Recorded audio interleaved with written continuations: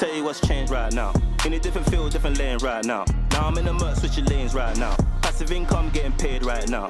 Used to roll around with sinners, bulldozers and killers. Now we focused on figures. 3-course meals for dinners.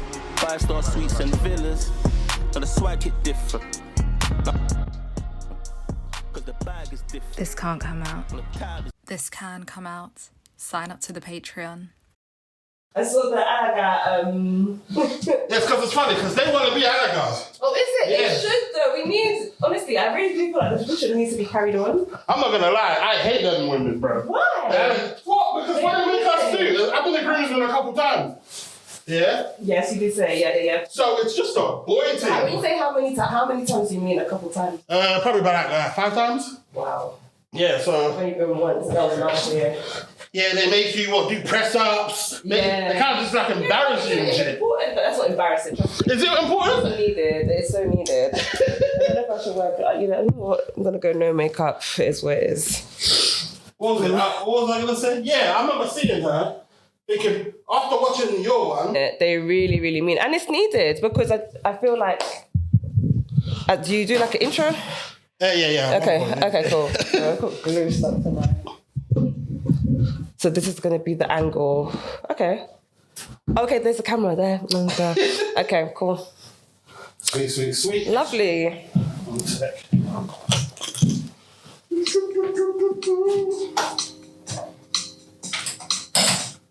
Sorry. Just going to put this on my story.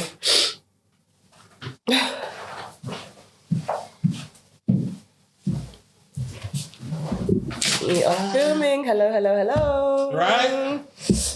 Let's go. All right, let's do it. Okay, beautiful. Sweet. Would you like to be called? Aisha. Okay, authentic. No, I think I should really drop the authentic. Why? To be honest, I don't know why. What, it should be implied? I was copying everybody else. Everyone else had a name, so I just thought, I'll have a name. But Wait, how young are you, by the way? how young am I? Yeah. I'm 31. Okay, sweet. Yeah. How old are you? 36. Oh, okay. You don't look it though. Oh, thanks. I appreciate it, man. That's good. I knew you were in your face because you said it just recently. Yeah. After watching it. So it's funny because I've watched so much of your content recently. Yeah. I probably know more about you than you're probably aware. Really? Yeah. You know, I always get... even though I have a podcast, I actually always get thrown off when people actually say, oh yeah, like I know that you moved and I know this and I'm like, oh my God, people actually listen to... Yeah. It shocks me as well. Like, even when some of my friends watch, they're like, I didn't tell you that. Yeah. Oh, you said it on the podcast. Like, so how long have you put it for? I've been putting for 2 years and 2.5... 2 years, I'll say. Okay, sweet. But like on and off because I had my second child in between. You got 2? I thought you only had 1. No, I got 2. I got a girl and a boy. Oh, yeah, so that means is the boy's your second one then? Yeah. Oh, wow, okay. Yeah. Oh, sick. Well done. Thank you. Well, when was your boy born? He was born June last year. Okay, sweet. Yeah, I've been 2 under 2. So I've been... That's it though. That's me done though. Yeah. Do you have kids? Are you sure? Not that much. Oh my Sweet. God. Well, Aisha, welcome to This Can't Come Out. Thank you for having me. Now, the premise of this is we have beautiful, unfiltered conversations. Yeah. Now, the issue with doing that is we're probably going to say some shit that we probably don't want the world to know about. Yep. Okay, cool. And for that reason, I send it to you first and foremost. And anything you don't want in there, I just take it out. Okay, bet. Sweet. Beautiful. Now, how I like to start with is, how did you come in contact with my content, first and foremost? My algorithm. Oh, wow. My algorithm just kept on bringing it to me. I assumed it was the uncut. I think that is what probably made us like connect. But prior, it kept on coming up on my podcast. Why did it keep... I think there's a guy, is his name Adam? Oh, okay, yeah. That story, every time he came up, I think because I just enjoyed the way he told his stories. It was quite funny. Just every time now. And I'm quite supportive of other people doing podcasts because I know how hard it is. Anyone that I see doing a podcast and I actually like the content, I will engage with their content. So, okay, sweet. Yeah, that's me. And I think basically maybe the algorithm just sent us to each other. So really? I used to see a lot of your clips as well. Is it? And it's funny because when we went, because we both got invited. Yeah, no, right? I don't know why I look at us little superstars. Yeah. So I was like, oh my God, like, I'm inside of these rooms, didn't it? Well, you know them personally as well. Say that again? You know the Uncut Girls personally? Yeah, so I don't know them. Well, I would say personally now because yeah. I was on their podcast this time last year, actually. Oh, wow. Yeah. I didn't see that episode. Yeah, so I was a guest on their podcast last year. So I've just, and I really like their content. So once again, but obviously they got a bigger platform. But I support all podcasters, especially if they're women, because there's not that many women in the podcasting space. I don't think. I feel like they're all women. I feel like now. Wait, are they? I feel like now there's more women, but initially, especially when they were doing it, and even when I started, even though them in the receipts, maybe. Yeah, there wasn't that many, and they're more mainstream as well. So yeah, I'll just pick up them. And it's jokes because basically when I saw you at because you've got such a friendly face, I thought you were the event organizer. Oh my God, why? Not me being that. She didn't know. Yeah, you were like a host. Like you were smiley. You had a black dress on. I was just happy to be there. Yeah, you were so pretty. I was like, I guess something's working, you know.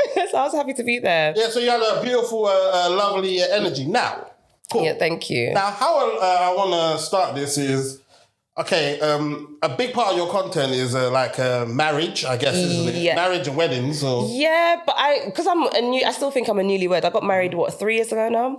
So it is, but I would say wedding planning. Okay. So like the basis of my whole podcast is about wedding planning, but naturally because that leads to marriage, sometimes it might touch on marriage, but for the most part, but the actual planning and the actual execution of a wedding. To be fair, you do that really well because the subject matter you speak on. It's like from what would you consider being a wedding planner? I would one day, because I do think I do enjoy being able to contribute to people's happy days. I just think it's a lot of pressure. I think it's a lot of pressure. I think if you know what you're doing, then great. But like for me, I would want to tailor everybody's wedding to specifically who they are. And I feel like a lot of planners probably just use like a specific template and they just kind of apply it to everybody. But yeah, I would, but not right now. I kind of enjoy being a podcaster talking about wedding stuff. I feel like it's different. I like to do things different. So yeah. And it's funny because even with a wedding, because I've obviously being a groomsman a couple of times. Yeah. Like I've seen wedding planners, some of them have no idea what they're doing. Did you get it? They're just winging. But they're trying, innit? But not on my wedding day. I hear it. Not on my wedding. Try somewhere else. Someone's first time. No, man, not on my wedding day. You know what's that job? You know what no, sorry, not on my wedding day. But they have to start somewhere. Not on my wedding day. I feel you, innit? But I remember when I was there, I remember asking, because the wedding planner was just about. Yeah. So when do we have to go out? That's what the wedding planner was asking you. I asked the wedding planner. So when do we have to go out for the little dance and shit? Yeah. Right now. She said, girl, you didn't give us no notice, nothing. Yeah, so it's like they were kind of like winging it, but luckily it just everything came into place. But it's a difficult job. It is a difficult job, but for me, I think that's why I started my podcast, because I find that very frustrating. Mistakes are cool, I guess, if you're trying to Mistakes are not cool. They're not cool, not on weddings, do you know what I mean? I'm trying to word it really well, but not on people's weddings. And the thing is, when I speak to so many people, and the reason why I've grown so much is because a lot of people have that experience. But imagine you're paying thousands for somebody that's learning on their first day. You're taking the piss. Yeah. Do you know what I mean? If it was like a £50 planner, then okay, cool, Well, how much do they get? I don't even know. Say that again? How much do they make? So like when I was planning, so 3 years ago for planning, I'm surprised you got a planner. So when I inquired, so when I got a quote, the first time I heard the price was about $3,000 for part planning and coordination on a day, and about $5,000 to $6,000 upwards if you want them to plan the whole wedding. But obviously the numbers were a bit smaller. But for an actual coordinator, you're looking about $2,000 to $3,000. Okay. Which is still a lot of money. Obviously the work that they do is, but it's still a lot of money at the end of the day. Well, technically somebody can do it themselves. You can, but you don't want... You can't. You can. So for me, what I did was I planned my whole wedding. So everything I planned, obviously with my husband and our families. Exactly. Oh, okay. Exactly. And I actually had to get rid of my initial planner and then get another one. Why did you get rid of her? Because she was lovely. So I I don't even want to I don't even want to come across like I'm bashing or anything, but I just felt like there's a big disconnect. I feel like I had really big dreams for my trad, and especially them times as well, nobody was taking trads seriously. Like now, trads are like... they're weddings in themselves. Yeah. But no one was doing that before. So whenever I would go to, especially my planner at the time, it was kind of, there wasn't any respect on the trend. And I was like, no, you need to put respect on this thing. What country were they from? She was in the UK. But she was Nigerian. She was Nigerian. But the thing is, you find with a lot of vendors in particular, they sometimes take on more than they could, like they bite more than they can chew. So every time I'm trying to reach out to my coordinator, especially when it was leading up to my wedding, she's busy at someone else's wedding and she's palming me off to her assistant. Exactly. Yeah. So 1 week goes by, fine. 2 weeks go by, fine. 3 weeks, 4 weeks, we've got 2 weeks. And I have a white wedding to plan as well. So yeah, I had that would give you anxiety. And for me, I have the mindset, if you're this rubbish now, God knows what you're going to do on the wedding. Will be good on the wedding day. Hell to the no. Yeah, so... But did you have to give them a deposit or pay them for the wedding they've done already? Or? So we paid a deposit. That was it though. Oh, okay. But for me, I'm really big on my consumer rights. And so I'll pay what I need to pay. But yeah, she was lovely, but there was mismatch in terms of what I needed. And the new planner, what gave you confidence in them? I think when I spoke to her, she was confident in what she was saying, and like she made me think about things that I hadn't thought. So imagine you have all of these amazing ideas. So for us, we had like, I don't know, a saxophone person, then we have an ice cream stand, and we have a bunch of plates, and we've got everything that we need to make a wedding happen. But then someone's like, okay, so who's going to set up the plates? Where's the ice cream stand going to stand? And then you just start thinking like she made me start thinking about things that I hadn't thought about. I just thought, I want an ice cream. I don't have an ice cream van, but I want an ice cream van, but I'm not thinking, okay, where does it make sense to place this ice cream van logistically? What time people going she just picked my brains, and I loved that. I was like, this is what I'm paying for. I think I'll be, because I throw events, Yeah. So I think I'll be a good wedding planner, but the only thing about it would be because it... Can I have a sweep? Yeah, of course you can. This is yours, It will be it's handling it's like the emotional intelligence of it. Yeah, and that's the thing I think a lot of people they missed. Yeah, because I think a lot of people think, I can do not even just events, but I DJ in the club, or I take pictures in the creative side. But you're not realizing that you're contributing to someone's love story. And depending on how much that person loves their wife and husband will depend on how well you'll be able to do your job. Yeah, 100%. And also as well, like yesterday I was talking to someone and they were telling me that one of the hardest things that they dealt with was like some people have divorced parents, for example, and not all divorced parents get along. I think that is a highly emotional, sensitive area for everyone, because imagine you're telling, I don't know, the mother of the bride, you need to dance in with the father of the bride, and they're refusing to dance in with each other. Or like... Well, how does one handle that then? Exactly. How do you... They don't want to do it. So, like, my vibe would be just... someone says they don't want to do it, so... Coming separately? But then imagine you having a bride that's paying you, saying, no, they need to dance in together. What the fuck? That's not right. Yeah, that's what I'm saying. I'm too logical for this, because this is none of my business. That's what I'm saying. You need to make it happen. It needs to be. That's why it needs to be a girl. The person paying you is telling you one thing. Yeah. The people on the receiving end are telling you hell to the no. And no more. Exactly. So that's why it needs to be. That's why there's so many women doing it, because my logical man brain is not having none of that. What do you want me to do? Like, what, do you want me to force your mum to be with her dad? No, I can't do that. I'm so sorry. I'll quit. That one made me quit, because that's too much, isn't it? I think there's so much that goes into it that people don't realise. I should be eating them. No, that's fine, man. This is the most unprofessional podcast in the world, anyway. So, yeah, like... On a scale of 1 to 10, how smooth do you reckon your wedding went? My trad. Because it was a trad. Oh, you only had the trad? No, so I had a really big trad. I thought you had 3 weddings. I did, actually. Look at you, done your research. Yes, I did actually have 3 weddings. So I had my registry. But in terms of the trad... Sorry, what was the question about the trad again? On a scale of 1 to 10, how smooth it went? Oh, how smooth did it go? I would say it was like a solid 8.5. Okay. I was okay with like everything else. I didn't really...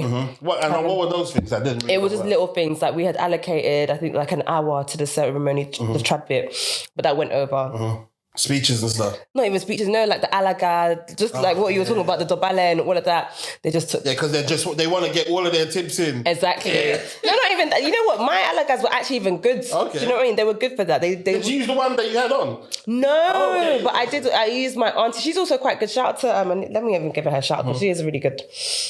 Let me shout her out. 1 second. The alaga that I use is Auntie Bumi, and... I believe hers is called Royal. Signal's not the Royal Alaga. Royal something. I forgot what her name is. But anyway, it's to be an Alaga, do you have to be over 40? I don't think so. I think we can redefine it. For me, I'm all about I'm about executing with my free will. Like, who said that Alagas have to be 40 and above? Because it's just we see them look like. I know, because for us they've always been aunties. But mind you, especially if you've been going to trads from very young, they were probably 30 or so when they were doing it. Though? The reason why they might have to be older is because as a man, because we're the ones that they kind of boy off now. Exactly. We have to respect them. Exactly. Like, a lot. As in, like, a girl my age can't tell me to lay on the floor. Yeah. No, but it's really important. Do you know what? Can we touch on that? Because a lot of people, for some reason, feel like you're doing too much. I feel like you could do a lot more. You think they can do a lot more? Yeah. It's not happening to you, that's why. Yeah, but do you know what it is yet? Especially now that I have kids, I feel like it's a really important thing, you know. You need to not beg, but like you need to do, like, for me, now that I'm on the other side, trads are so important. So important. Like, I need to see you and your boys do that. Why? Because, like... It's almost like a humiliation. It's not... Yeah, but do you know what? Motherhood... There's the motherhood penalty. Do you know what that is? Oh, wow. Okay, so... Yeah, like... We need to be punished for... Not punished, but, like, you need to, like, pay it forward. Do you know what I mean? Oh, fairly. Yeah, so... Yeah. Now, obviously, because your podcast and your content is about planning, per se, when you were younger, because this is something I realised as well, like, I feel as though kind of like... the dream wedding, no, I'm just like, you know what, of you girls, kind of like changed. When did you get married? Before 30 then, isn't it? Yeah, I got married at 27. Okay, 27. Yeah. Did you get the wedding that you've always wanted? Yeah. Okay, cool. Yeah, like if the budget was bigger, then we're just doing like way more. Like what would that have been? It would just be like, I don't know, flying all our guests on a jet to Mykonos or... more fireworks. You got married in Mykonos? Yeah, I got married in Greece, which was also very beautiful. I had the wedding of my dreams, to be honest. Oh, wow. Well, how long did your guests stay out there for? So we stayed out there. We all flew in from a Wednesday, and by next Monday, everybody left. Okay. But that wasn't... The plan initially was just to do just the weekend. But we got married just at the end of COVID. So there were not that many flights to Greece. Oh, but Mykonos was... the spot. I went Mykonos. Yeah, Mykonos was beautiful. Yeah. It is. I love Mykonos. I love that place so much. Have you guys been back since? Yeah. Well, you probably traveled a lot. Wait, what? Yeah. You're currently in Luxembourg, isn't it? No, it's Switzerland. Close enough, though. Why are you there? I will tell you, but this needs to come out. Okay, cool. In fact, Ladies and gentlemen, this part of the conversation is too spicy to come out. because that would have been a nice time to, what was it, steal some gas. I really wanted to, but the thing is, the demographic are a bit younger, isn't it? They might be a bit older now. Oh, yeah. Or they're just outside. They might be our age and just outside. But yeah, no. Well, I don't want to limit myself to the UK. At first I was doing that. Then I realised that, like, there's not one country that's just limited to weddings. I can go anywhere, so... Yeah, facts. Yeah. So what area are you from?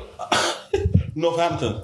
No way. I lived in Tottenham originally, innit? So oh, you're like me then. Is it? Where are you so from? I grew up in Halsden. Okay. Yeah. And my family are from Tottenham. A lot of my family live in Tottenham. Is it? Yeah. Oh, what part of Tottenham are they from? Seven Sisters, Tottenham Hill. Yeah, my cousin lives just down the road. Yeah. So I'm a Tottenham. Wait, so what secondary school did you go to? So, but I lived in Halsden. So my secondary school was in Convent of Jesus and Mary. Okay, I wouldn't know that. Yeah. College? I didn't go to college. So it's sixth form, but in Hertfordshire. Okay, cool. Yeah. Because I moved out. My family moved out to Hertfordshire. Okay. So they moved. So yeah. Oh Lord. I know. I woke up there one day. You had a what? I woke up there. Why? I got drunk. This is funny enough. This is the drunkest I've ever been. Yeah. They chucked you out of the train or something? No. I don't even know what happened. It's funny. There's one day in my life. Yes. Thank God no one has put anything on me. You're lucky. Yeah. What But the hell? there's one day in my life that I have no idea what happened to me that day. I got so drunk. Funny enough, I was with one girl. I was with my friends, and then I was with one girl. And according to the girl, she said I started running. I ran, and then no one knows where I was. I woke up on the wall. Like On a wall? Yeah. I was so... On a wall? On a wall. It was like in the wintertime, freezing. And the guy woke me up. This is me. Yo, where am I? And he told me where I was. And I was like, I was so far away because I've never been there before, innit? It's on the same line as Northampton, though. It was Potter's Bar. Oh, God, that's another... That's Yeah, it was Potter's Bar. I was so far away that I had to take a cab... it was like a £25 cab to take me to the closest station that I was familiar with. Oh my God. I was like, oh shit. So, but there was like a 7-hour period where I had no idea. What? Your friends just lost you or something? Or yeah. What? Funny enough, this part's not coming in, yeah? But I just, what is it? I think, ended up going in the police station as well, innit? What? Yeah. The police, because they arrested you? I was knocking on my friend. I was cold, I was freezing. Were you spiked or something? Do you think? Oh no, it was Black Zambuca and I've never had it since. What's the... So if it was Why Black, did no one ever have good stories with Sambuca? What? That's a nasty... I know, I don't even think it reminds me of absolutely uni. nasty. Wait, so, in fact, bring it back to your... When did you meet your husband?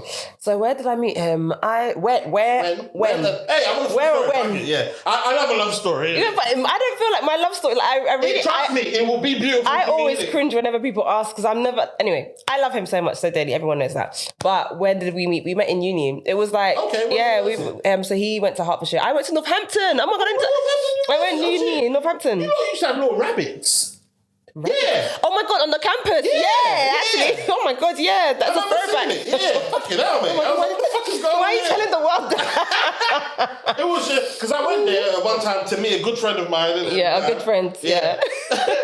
And then I already spoke about it. Yeah. But then I was like, what the fuck? There's little rabbits jumping in our little holes. And What the hell? Yeah, no, you're reminding me now. I don't really think, but I found it quite boring. But only because I came the year after, sadly, there was a stampede in one of the events. I don't know if you remember. Yes. Funny enough. She was your friend? No. I throw university events, isn't it? Yeah. So all of babe, yeah, you're 31, so I might be, but basically I had an event called Uni House, Unified and stuff. Yeah. And so those sorts of events, I remember one happened where there was a stampede. Yeah. And so after that year, no one really came to Northampton. So I felt like it was bad luck. Like it was the one year I came and it just wasn't lit. I was like, oh God, yeah. But my best friend, but I was meant to go to Hertfordshire actually. Okay. But I felt like it was too close to home. So I wanted to go far enough, but not too far. Far enough so you can move out. Exactly. Yeah. Otherwise, it would just kind of feel like going to school. So anyway, my best friend still went to Hertfordshire.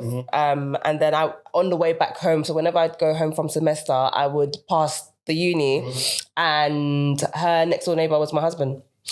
Obviously, at the time. So her flatmate. Okay, yeah. At the time, he was just So my husband. So you go there, see her, and then the night. I don't know. I just became his wife after a few years. Wait, no. What happened? So okay, all right. Let me tell the story. Okay. Let me articulate my story properly. Okay, so whenever I would come home from uni, I would go visit my best friend. One day in particular, I was in the flat and her flatmate walked out of his room. And her flatmate at the time was my husband. And from there, that's it. So you didn't say, hi, you're right? Yeah, it was just... And then what? We just drank, we went out, No, but I'm saying, what happened? It wasn't... Were you attracted to him first? Was he attracted to you first? You know what? It actually sounds like a movie, but I remember specifically walking in the corridor, and in the corridor there's the door, and he opened it and kind of was just like, oh, what, have you been in Hertfordshire before? Like, have you ever partied with us before? I was like, no, it's my first time. And he was like, oh... Did you like him at that point already? It was like a movie. It was like a spark in that little short conversation. There was something there, but I wasn't too sure. Then he went around the kitchen and he was asking everyone, oh, do you guys want me to buy you guys drinks? And I was like, yeah, can you? Like, obviously, I thought I had, I thought I was up, Gave him £20 to go buy me a bottle of Malibu. He bought me a bottle of Malibu. And yeah, he went off with his boys. We went out. And then in the club, he moved to me. And then, them times he followed me on Instagram, but Instagram didn't have DM. So, when you have to actually move to people publicly, do you know what I mean? So, yeah, he did this big one. Since then, we've been locked in, really. Okay. Yeah. That's not bad. What was your first date like? Our first date, yeah, Nando's. Oh, okay. Yeah, Nando's. Well, in Hertfordshire? In uni, yeah. Okay. So we went Nando's. Yeah. It was a really nice time. I just thought he's a really lovely, outside of like being attracted to him, I just thought he's a really lovely person, like very gentle, very kind, but also fun. Like I like to think I have big energy and so does he. So it was really nice to also meet someone that was just like as authentic as me. Were you authentic back then? Was that Yeah. Oh my God. I was right. Like me now versus me when I was in uni, I was just this party animal. Oh, wow. Yeah. I've lived a very good life. So that's why I'm very content with like my wife, mum era now. But them times, I was very much authentic those times. So at what point did you realise, you know what, then again, it kind of happens early, innit? What's that? Before Smith. When did you realise, oh my days, this is my actual husband? Oh my God, when did I realise that this was my husband? Ooh. To be honest, I think pretty much straight away, to be honest. But I think that was Delulu though, because you know them times most people thought, okay, you go to uni, you find your husband and that's it. And so I actually had that mentality. I feel like I just got lucky that we actually did get married. That's in a the vibe end. though. Yeah. That's definitely a vibe. I feel like any relationship one gets in, even when you're boyfriend and girlfriend, the ultimate goal should be to marry them or to see a future at least, innit? But I don't think I went into it, or I don't think either one of us went, not even, I don't think I know, we didn't go into our relationship. It wasn't intentional. Like I was living my life, being carefree, he was living his life, being carefree, It just happened that as time, progressively as time went on, we just began to develop feelings for each other. And as time went on, I think we grew together, we supported each other through different chapters of our lives, and it's been a pleasure. It's been a pleasure to be his wife. Les, if you're watching this, I love that it's really, really lovely. So now, obviously, from watching your content and your stories as well, you said something along the lines of, and especially the fact. What did I say? I tried to talk less now. You said something along the lines of, when you get married, sometimes, something like, not verbatim, you notice that some of the people close to you turn out to be your biggest haters. So I don't even know if am I going to share this? Yes, because I was... Hey, just say it anyway. If it comes out, it comes out. Yeah. No, innit? Okay, so the reason why I said that was because I actually had someone close to me that was meant to be a bridesmaid. She didn't make it to the wedding.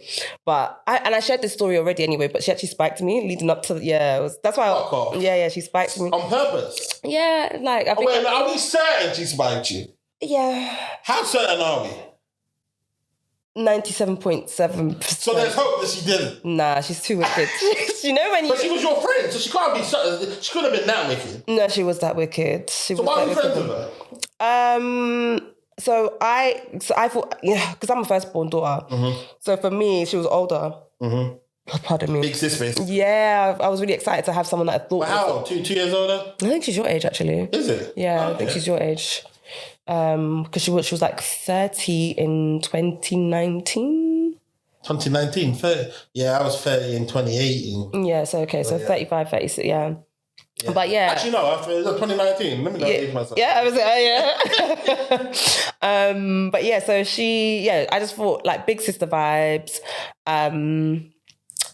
I got excited, but at the same time, I like to develop my relationships with people very slowly. I like to give people time. When did you meet her? When you were younger? No, do you know what? I'm going to have to cut this out, but I'm even saying that she's a...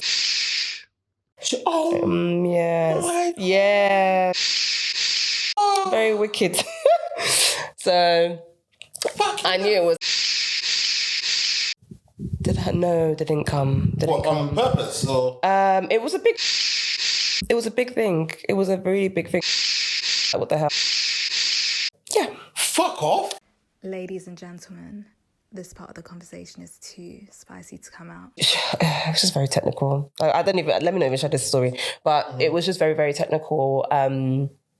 It was just very much like, she'd always talk about, her baby dad has married her, but, there's no wedding to show for it, or like... What, was she married? No, she wasn't. She just lied a lot. She was just a bit weird. So that's how I knew that it was her. Do you know what I mean? Everyone else that I went out with... Why did she do that? I didn't even bother finding out. That's why in that same post, it says you're going to find out. And when you do, just run. Just run. There's no need. And for me as well, in that moment, I was going to go down the police route and make it an official investigation and everything. But then at the same time, I'm planning the biggest, like the most happiest time of my life. You don't want that stress in the fuck it to be fair. Yeah. Let's move on. Innit? Yeah, so... Did you try to reach out afterwards? No, because somebody... Once again, don't put it... But I heard her on the phone. Anytime you're not saying... Yeah. You just clap. Yeah, cool. Yeah. So I heard her on the phone being like, I don't need this on my DBS. I don't need this on my DBS because she works for the NHS. So obviously if I reported her to the police, it will go on her DBS and she won't be able to work for the NHS anymore. So her vibe was not even like... It wasn't even like, I'm sorry. I didn't do it. I'm sorry. It was... I was just like, yeah, no, fuck you, man. Oh, did you cry over it? Did I cry? No, I was just... You struggled to cry for some reason. I used to be. I am a very sensitive person, but I think life has just like toughened me up. So I don't cry as much anymore. But yeah, I used to be such a big crybaby. Oh my God, yeah, for sure. But that situation, I was just like stone cold. I was just kind of like, that's weird. And how far out was it from your wedding? It was so it happened in October. My wedding was in April the next year. Oh, okay. But it was a mad situation. Like, it was just like, imagine for me, she spiked the drink, but I literally, for some reason. What exactly? That I don't know. But I experienced psychosis. Oh my God. I experienced a psychosis that like, I was just like, but it was like an out of body experience. So my whole body was locked, but I can still see everything that's going on. I can still hear everything that's going on. But I can't. Frozen. But I can't react in time and I can't, like, I've just lost control of my body. But I think like the thing was actually meant to take me out completely. You know, some people get spiked and they never come back. What do you mean take you out completely? Like, sometimes people get spiked. Like, or like, have you... vegetative state or something? Yeah, like, you know, like, have you heard of when people... I saw it happen to DMX, Oh, they put cocaine. Not cocaine. What do they call it? What do they call it that laced it? They laced his weed. Yeah. And then he hasn't been the same since. Yeah, funny enough, I'm someone I feel as though I could eat... Because I've smoked weed before. And... certain times I'm telling people, yo, this drug shit is not for me. It's not for me. I can feel myself, literally... Like, you might not return. That's what I'm saying. Yeah. I'm not about that. And I feel like God always likes to make an example out of me as well. 100%. I feel like everyone will be fine. Yeah, but of course, it will be me that God is going to make good that... Yeah. To show everyone. Yeah, that...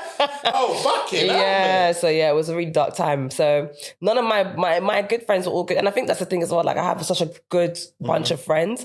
And I think she was also jealous of that. She's just bad vibes all around. So... family don't like you. You don't have friends that like you. Why are you here? Yeah, and I was just being graceful, isn't it? I was like, you know, I can still love you. No, man. There's some people that just need to be left alone. So and she kind of respected it because she didn't. It's not about. I don't even care if you respect it or don't. Like, I don't give a heck. Try to come to your wedding or anything. Okay, I think. Yeah.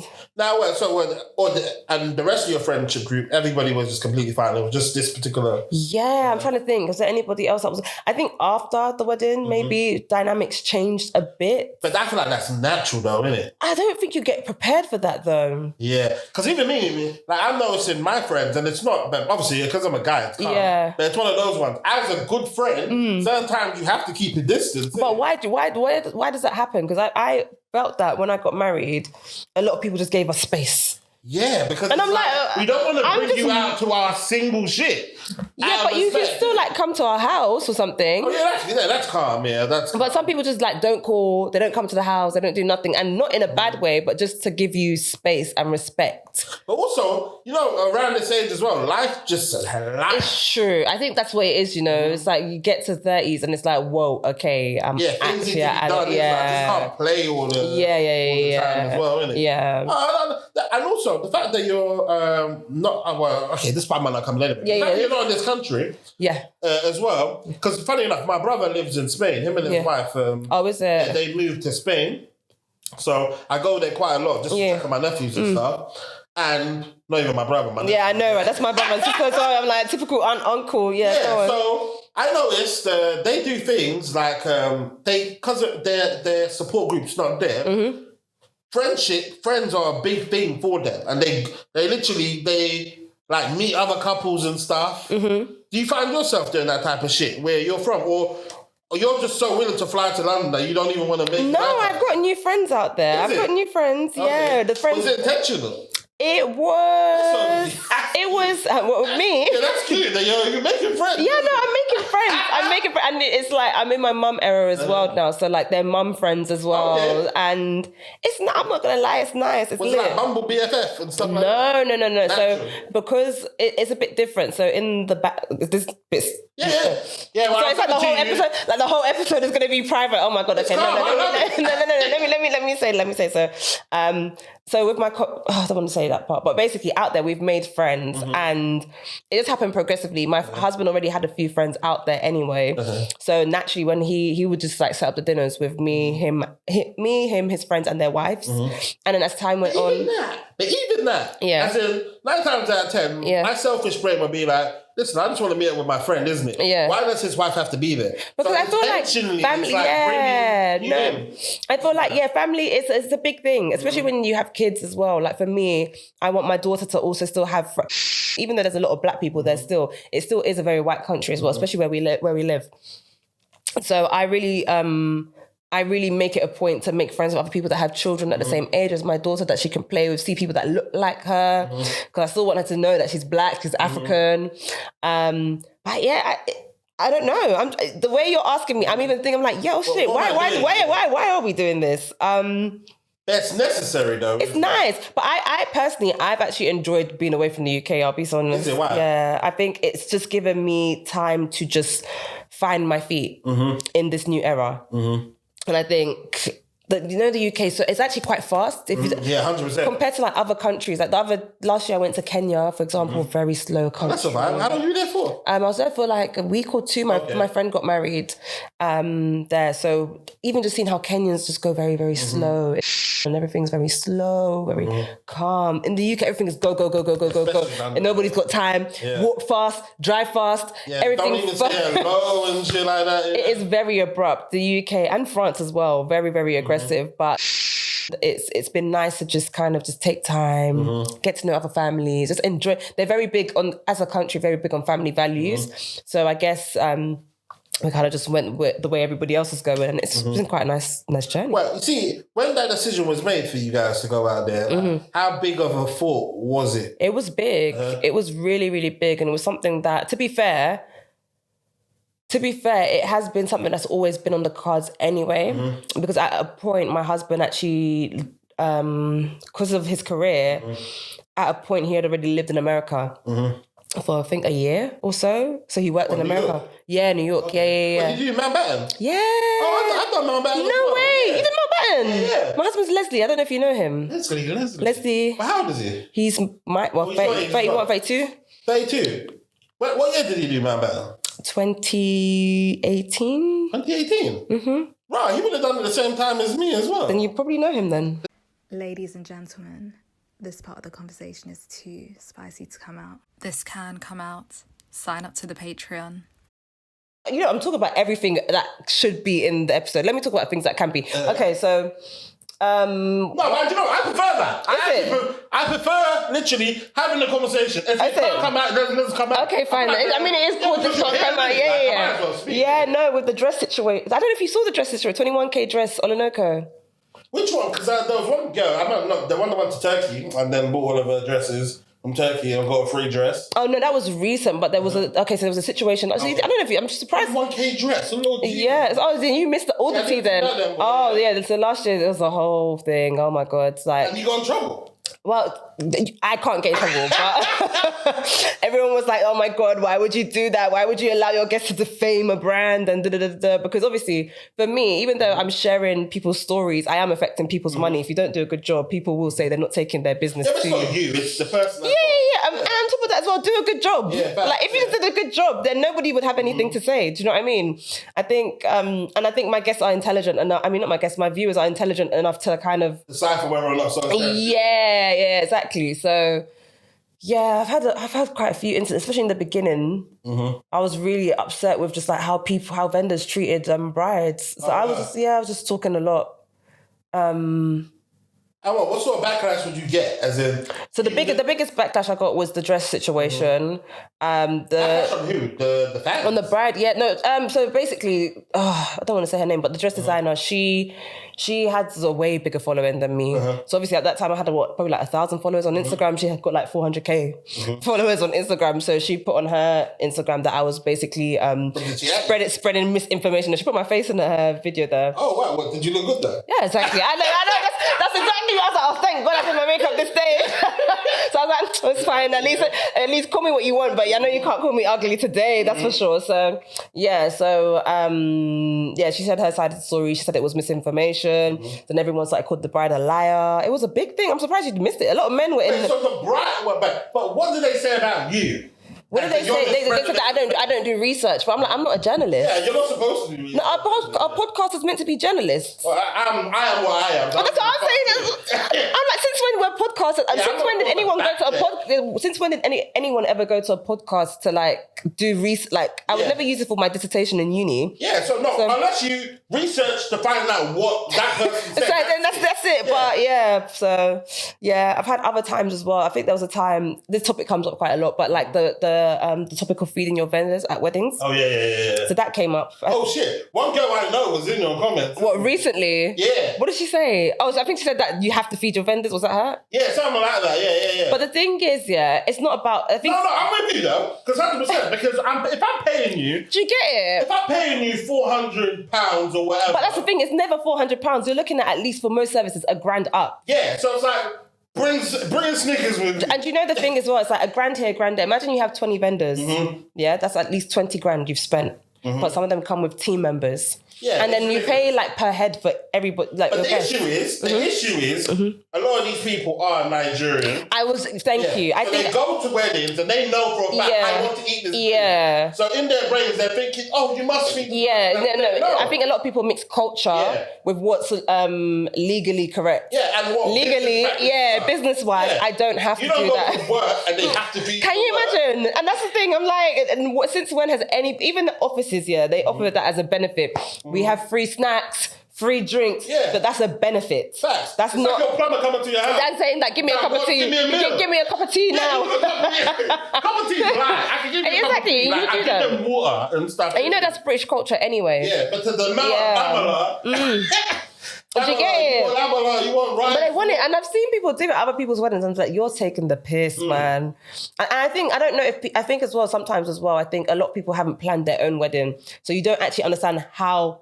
I can't even explain it. Like, I've spent 20 grand on this wedding, let's just say. And then last minute, this person will be asking for £500. This person will be asking for £800. This person will be asking for £300. Just random shit.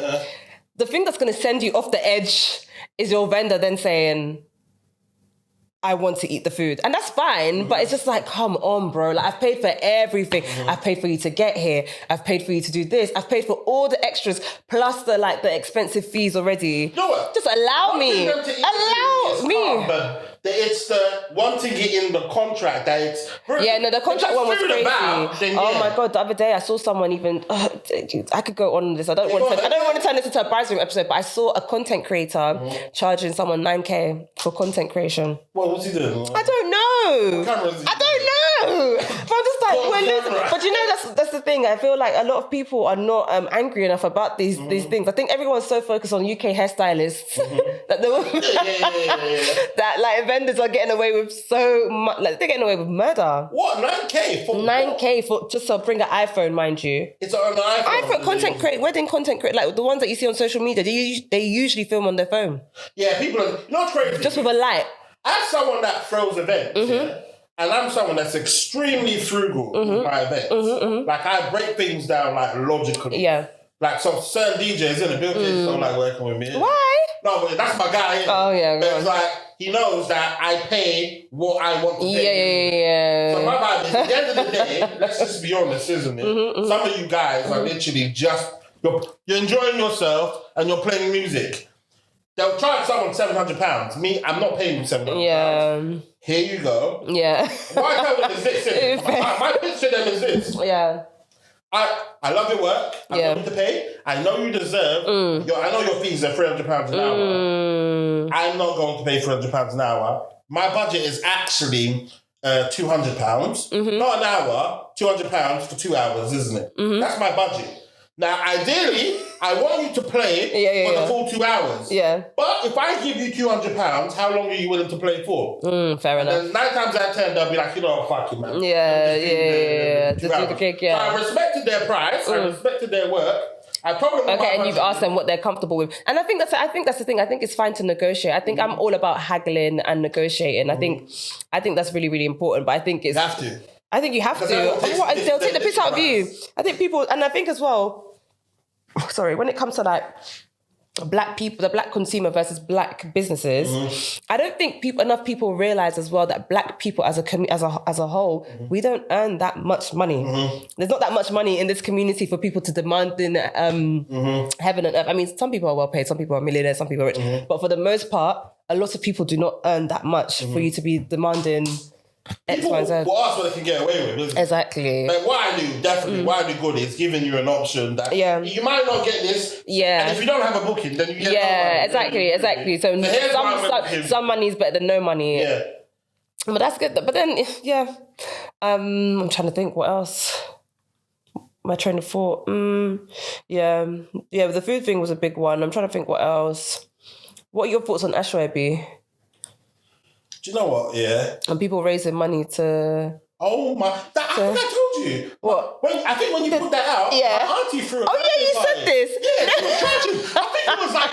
I've never seen this before, yeah? She was charging like $250 or $350. For Ashwabi. Yeah. I've seen $250, you know. What? But no one buys that, though. No, my mum bought it. My mum and her sisters bought it. My auntie's wedding. My mum and her sisters bought it. And there was bare people in this wedding. So she cashed out. Yo, yeah, I saw that for an event. So I'm like, fair enough. You made bread. Okay, so there are the odd few, maybe, but then again, she probably wasn't getting wedding prices, so that's probably where she did cash out. If it was for a birthday party, she would have had an ordinary rate. Yeah, hopefully, so she would have actually. I don't know. Obviously, she needs to pay for the venue. Yeah, $350. No, but you know, Nigerians see it as like a contribution towards the event.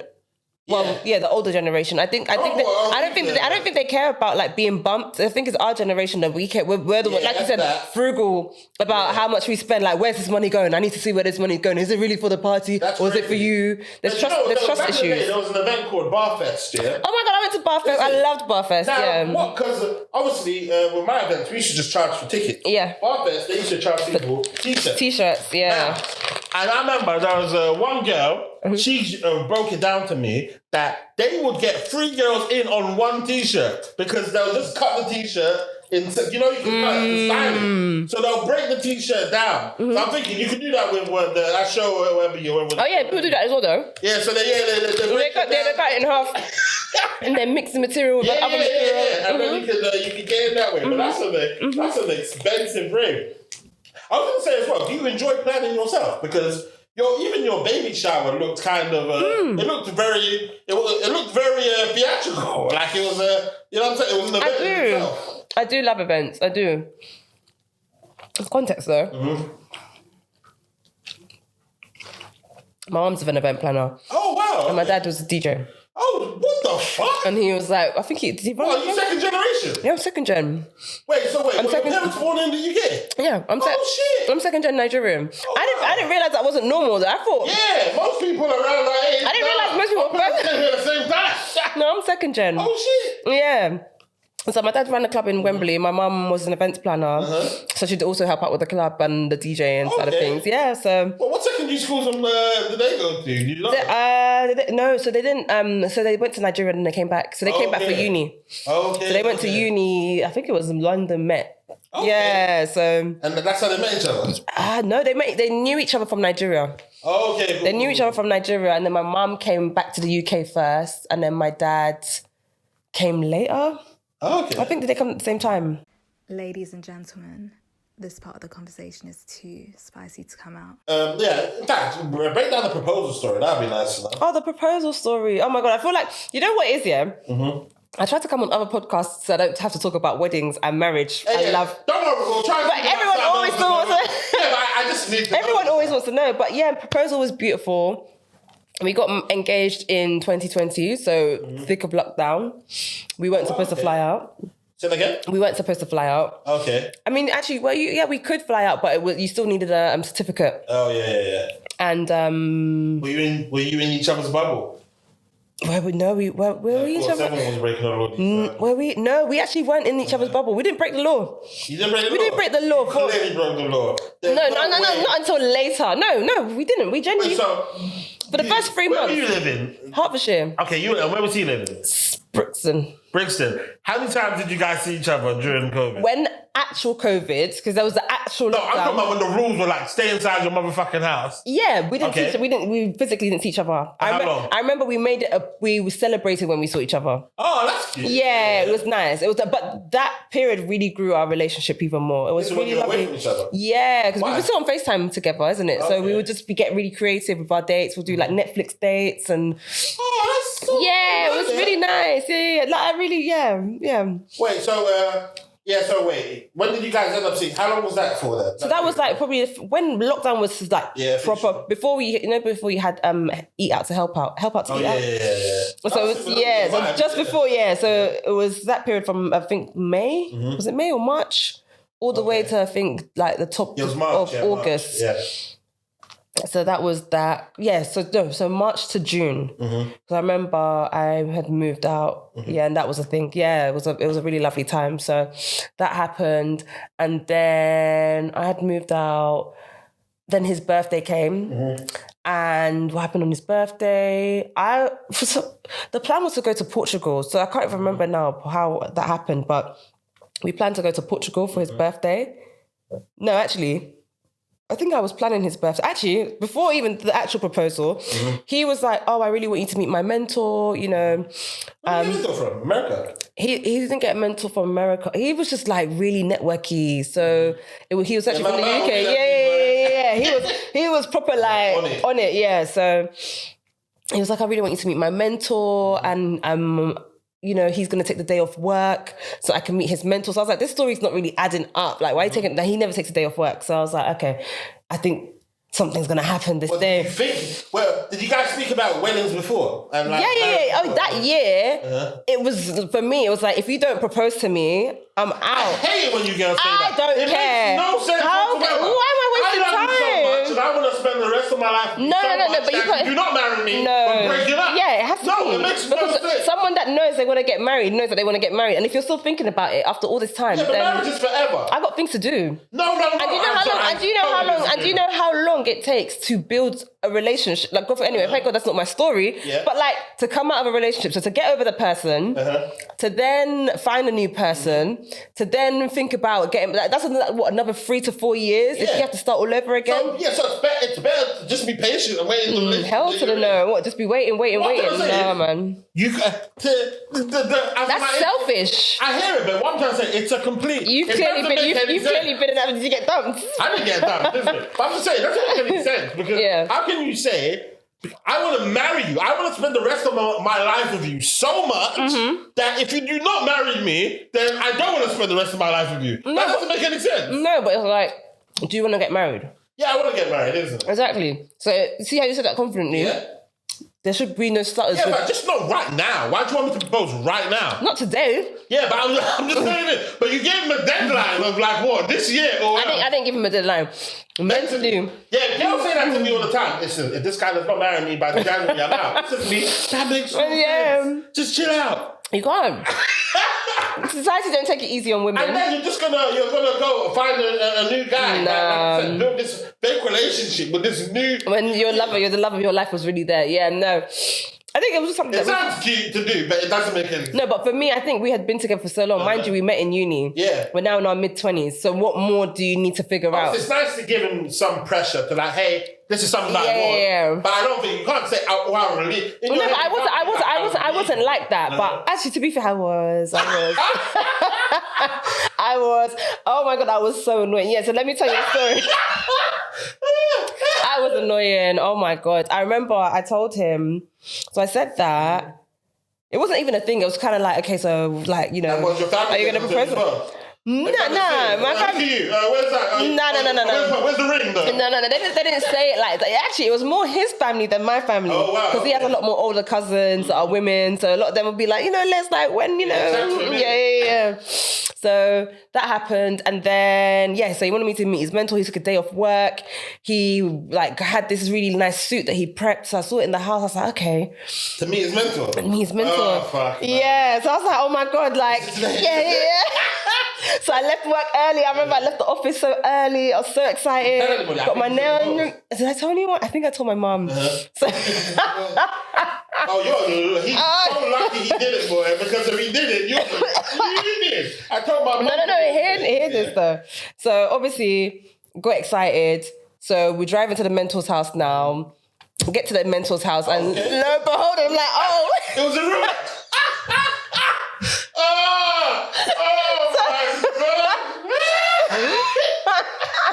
And this man, he's actually a serious somebody. Like he's a proper yeah. Like, is he black? Yeah. Let me not link him too much, but he's the black part take out. Yeah, exactly. But he's proper serious. So I was like, oh, okay, cool. He said, but he has a big house. And so obviously I was thinking at this point. Oh, yeah. This isn't a restaurant. Yeah, I was thinking, okay, we're going to the Shard or something. So even us driving in Hertfordshire, I was like, okay. What restaurant is this? Yeah, exactly.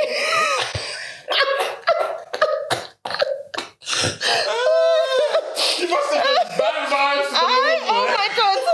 Get to the house, I'm thinking, okay, maybe he hired out an Airbnb. Maybe my family's sweet. Oh my God.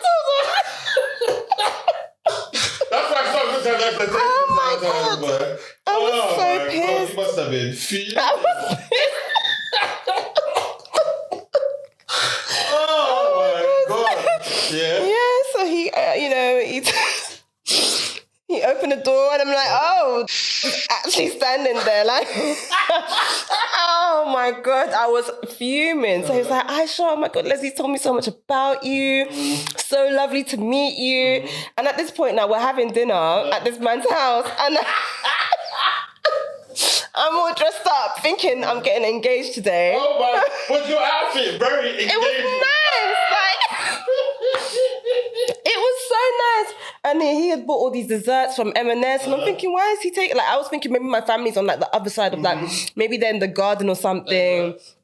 Lo and behold, for real, it really wasn't that. It was not engagement. So we literally just had dinner at this man's house. Oh, wow. Yeah, so I remember getting in the car. Literally, I don't think I could hide my disappointment. I literally was just like, I thought you were going to propose to me today. Like, oh my I literally burst into tears in the car. Yeah. Probably like burst into tears. What did he say to it? What did he say to that? I don't know. What can you say, to be honest? He's just thinking this girl's crazy. Like, he's just thinking, I'm actually not okay. Wait, what month was this? This was September. Okay. Summertime, so August, September time. How long were you crying for? I think I cried the whole night, on and off. I cried the whole night. Like, I got into the car. That would do it though. It's like, rah, this girl really thought I was going to propose today. Yeah. Like, oh, wow. Yeah. So yeah. It'll be good to get his POV because I don't think we've ever actually spoken. I know, because I was just like, what the fuck? Like, you actually didn't propose to me. Like, what the hell? So I was pissed. So then I got home. You told your mum? I told my mum. I got home. Your mum's messaging you. How was it? I called my mum. I FaceTimed her. I remember I was just in bed. And tears literally going down my face like this because I literally couldn't put my head up. I cried that night. Wow. Does your mum say No, she didn't even say that. She was just like, don't worry, it's okay, just like go to sleep. You know that's how you have to show support. Yeah, no. But the thing is, I didn't know. So she was really calm. I didn't know he had already asked for my hand in marriage around that time. Oh, wow. So I don't know if he was just trying to take the piss out of me or if it genuinely was. I know guys that have done that, but this guy could be absolute piss. Why? What was, this girl was told me, oh, blah, blah, blah. He's going to propose. He's booked her Ghana.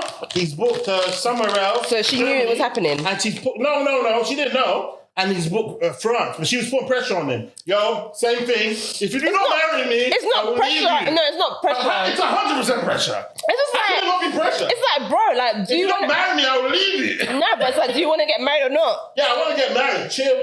Not in 10 years, not tomorrow, like. And she's on the vibe of, listen, I'm getting older, you know what I'm saying? I want to have babies. And it is that pressure. It is that. It's like, I want to have kids, like, and I want to have kids young. Like, this nigga booked Paris, went underneath the Eiffel Tower and tied his fucking shoelace. Fuck off. Did she break up with him? She didn't break up with him, but she was cussing to me. Of course. This part might not come out. I was about to say.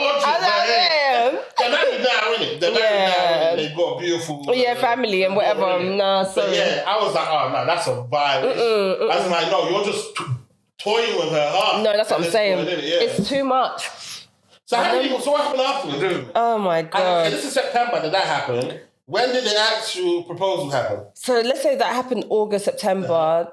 I would say the actual proposal happened 2 weeks later. Oh, beautiful. Yeah. I don't know if he did it out of pressure. I don't know if it was pressure. But when did it... No, I don't think it was pressure. I think it... I don't think it was because it was like not well thought out, but like he spent a good amount of money on it. So, but I'm saying that you see he already discussed what sort of ring you'd like and stuff like that. Yes, you know that? Okay.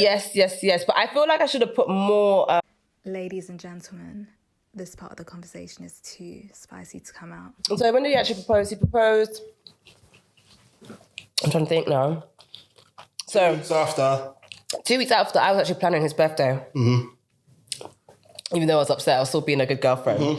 So planning his birthday. Being a good girlfriend. I don't think you're on the I'm trying my best. Your best ability. Your best of your ability. Trying my best to still show up. And I think like on a Sunday, let's say on a Sunday, or let's say on the weekend, he was like, should we fly to Portugal? Yeah, what was your and I was like, yeah, actually, sure, why not? Like, because he does stuff like that. Sometimes he's just very picky. That's a vibe. Sometimes he's just like a bit picky. No, but sometimes he might just think my idea is shit. Oh, okay. So he might just be like, nah, I don't want to do that. Like, that's good though. At least this is mine. I'm such a pussy. I'm really? inside. Nah, let's admit that if you've seen us in real life, like he speaks his mind all the time. So that's good. So yeah, he was just like, oh, do you want to I think we should go to Portugal. I want to like fly out for my birthday. So I was there looking at. So he was like, don't worry though, leave it to me. I'm gonna look for flights. Okay. Well, okay, cool. Like whatever makes my life easier. Like obviously, I'm here to celebrate you. Obviously, I'm in the mood still, so it's kind of like plan your birthday anyway. So then that happens. We prep to get to the airport. I get to the airport, and then he gives me flight tickets. So obviously he's like, I've booked the flight last minute. Meet me at Heathrow. So obviously, so if he told me on Sunday, let's say by Monday he's looking for flights.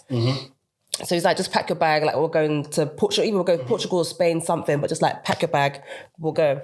Get to the airport. Now you that already have these spidey senses. What's your vibe thinking now? I just relaxed. Is your vibe? I might get married. But fuck that. I'm not putting myself. I think at this point, I said that to my. Oh no. So no. Okay. So at this point, my spidey senses went up a little bit again, but they were just like, Aisha, relax, because it is just his birthday. Yeah, 2 weeks later, just torturing myself. So what happened? So I get to the airport now. So obviously he's like, meet me at Heathrow. I've booked the flights. I'll see you there. So I'm like, great. He's like, I'll print out the tickets and I'll give them to you when we get to the airport. Just bring your passport. Get there. He hands me the ticket. And then, actually, before then, we did a COVID test as well. So he paid like £500. You know when COVID tests were like proper expensive as well? They were like £500. So like, we went to Harley Street and everything to get this like... Last minute. Yeah, it was crazy. So we did that, cool. Got the certificates, got to Heathrow. Then he was like, he gave me the flight tickets and I looked at it and it said DXB. So I was like... This is not this is not Portugal, this is Dubai. Yeah, and it's your birthday. Yeah, exactly. So I was like, oh, okay. Okay, so, what about now? No, so now, spidey senses have gone all the way through the roof. Because it's like, why would you change it from like Portugal to Dubai? Especially at this time of the year. Like, that's a bit much. Cool. I swear when you take your test sometimes, some of them ask where you're going. Yeah. So we still had to like kind of, say it's a business trip. And so did that. But I was excited. I was like, oh, okay, we're going to Dubai and this is nice. And them times, Dubai wasn't as rinsed. I mean, I think it's rinsed out now, to be honest. Yeah, but there's still things to do. Yeah. But yeah, so then flights, cool, whatever. We get to Dubai, we check into the hotel. So at this point as well now, the hotel is really, really nice because they upgraded our room to like a really nice like suite. So I was like, oh, this is very swanky. Really, really nice. And then he said something in the morning. He was just like, because I think we landed on the day of his birthday. So he was just like, just listen to me today. Just listen. Because obviously like, So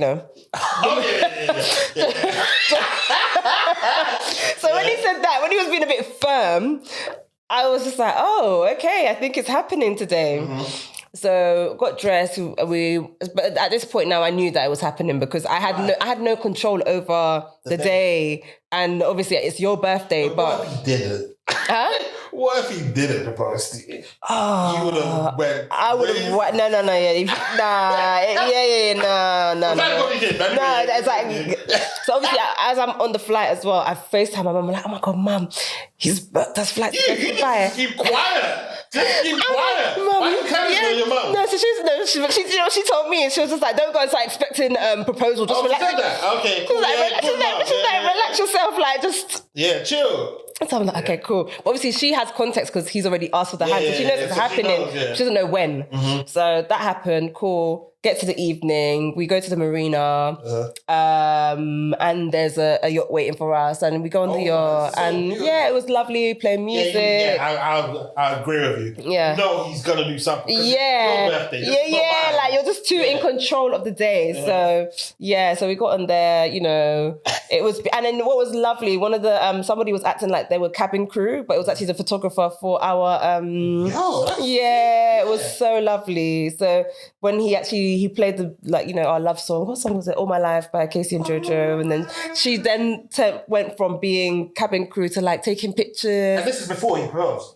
So it was playing, but he brought me to the front of the yacht to take pictures because he wanted us to be in front of the Atlantis as like the backdrop. So we have this beautiful picture in front of there at night, and it was lovely. Like, oh wow, it was really nice. Okay, so when he asked, you want the details? You want the full blown story? I love that. Yeah, so he got on one knee. I couldn't hear anything that he was saying though, because I was like, finally it's happening. So internally, I'm screaming.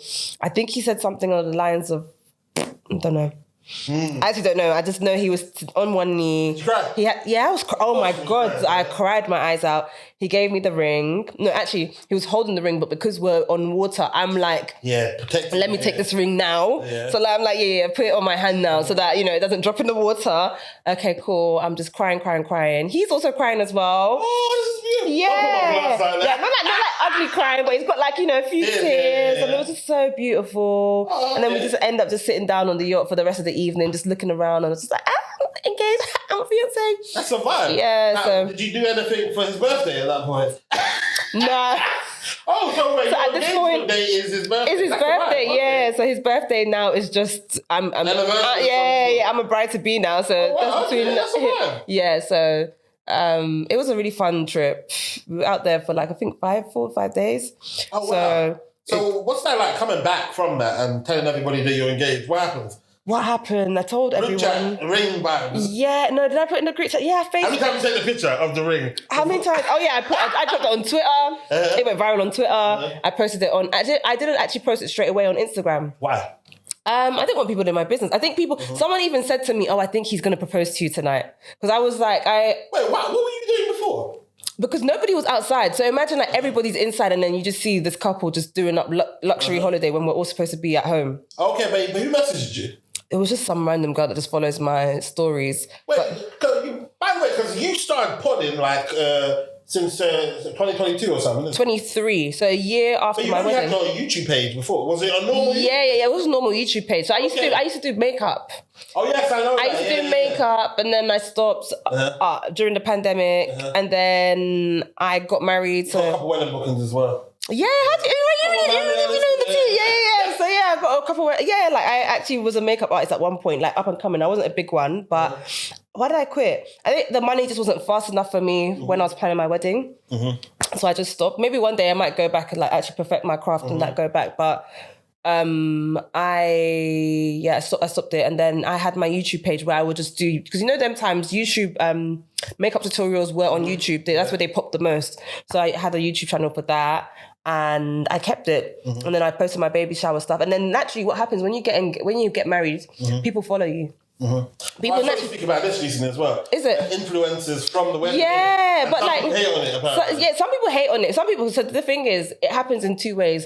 Some people accidentally fall into it, which I think I did, because what happens is people just naturally just follow you because they want to see the journey. They just follow the journey. Like, you know, like I was saying about my makeup artist, I was following her. I think probably when she got engaged, I followed. Like you just end up following their life journey. So I think that happened, and I was creative, so I just kind of milked that. I was like, okay, I'm getting all this attention, let me just try and do something with it. And then other people come in with other people know that the day that they get engaged, they're doing content. They're even doing the content before they video. Yeah, they already got a video. Like, oh my God, guys, I think he's gonna propose. Like, I'm not that kind of person, but yeah. So it happens in two ways. But other people hate it. People hate brides turning into content creators. But why though? It's just people's lives, man. That's what I'm saying. Exactly. But I think it's like you should just like, are you getting married? Yeah. Are you here for the content or are you here for the clout? Yeah. So it's. But I'm not mad at it, to be honest. Like for me, yeah. Oh, so so when you posted inside the group chat, what do you reckon the overall reception was from everybody? So I didn't post it in the group chat. Okay. I posted it on close friends. I think I posted. Well, you didn't tell your friends first? I didn't tell anyone. I told my mum. I told my cousin. And I told no, but not that cousin. Oh my God, no. My good cousin at the time and my best friends. Everyone was really happy. Who's your best friend? I think I would have seen it at your baby shower. So. Rose and Marugi. Okay, well, maybe I know what she was wearing at your baby shower. Pink, but then everyone wore the colour that they thought the baby would be. So some people were wearing blue, some people were wearing pink. The pre-baby shower, so maybe that was pre-baby shower. Yeah, I think they were showing what people were doing in the kitchen. Oh yeah, that was probably my sister. My sister, my best friend. Yeah, she was wearing pink, blonde hair, pink. Cool. But what was I saying? I can't remember what I was saying. You were saying that you told your best friend, you told your sister. So yeah, but I didn't announce the proposal until a month later on Instagram. Why? I just want to enjoy the emotions that came with it. I feel like it's actually a really beautiful experience.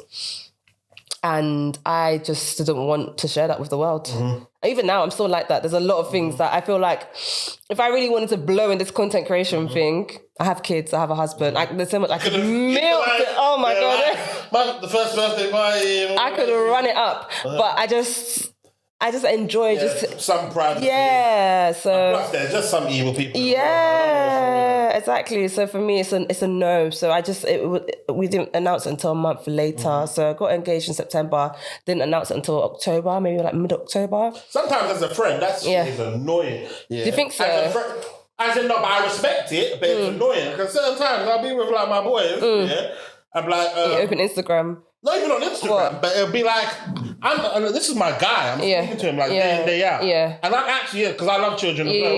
My mum is, when's the baby due? Oh, the baby's coming, coming. I asked you yesterday when this baby was coming, You have the following day, you've given me artwork, of this child that exists, that has been around for fucking 3 weeks. Oh, what, you were saying that you don't like it when people are too private? Yeah, I was like, I spoke to you yesterday. Like, if we're that close, how come you don't trust me? Yeah, but it's nothing about not trusting. I don't think they want to keep certain things to themselves. Yeah. But it's like, I spoke to you yesterday. But sometimes it could be the mother of the child, though. He could be respecting her wishes, and then it could be them collectively. It could be. I think, it depends. It depends. I'm very inner as well, though, because my there you go then. Huh? Yeah, my vibe is because you said that you flew. I can't wait till your baby arrives. Yeah, no, I know, but it's just like I just think as a Christian, I think the devil just doesn't like those things, like people to be happy in relationships, to have beautiful weddings. The devil doesn't like those type of things, and those type of things are usually first to get attacked. Even on social media, you see it all the time. People are always so excited when somebody gets divorced. Always so exciting. Hell, man. When I say excited, they're not like cheering, but they're always like, I knew it. I knew there was something off about them. Especially I see it with influencers because they're usually the ones that show their relationship the most. Or like, for example, a classic case of the influencer who her husband said that her breath stinks.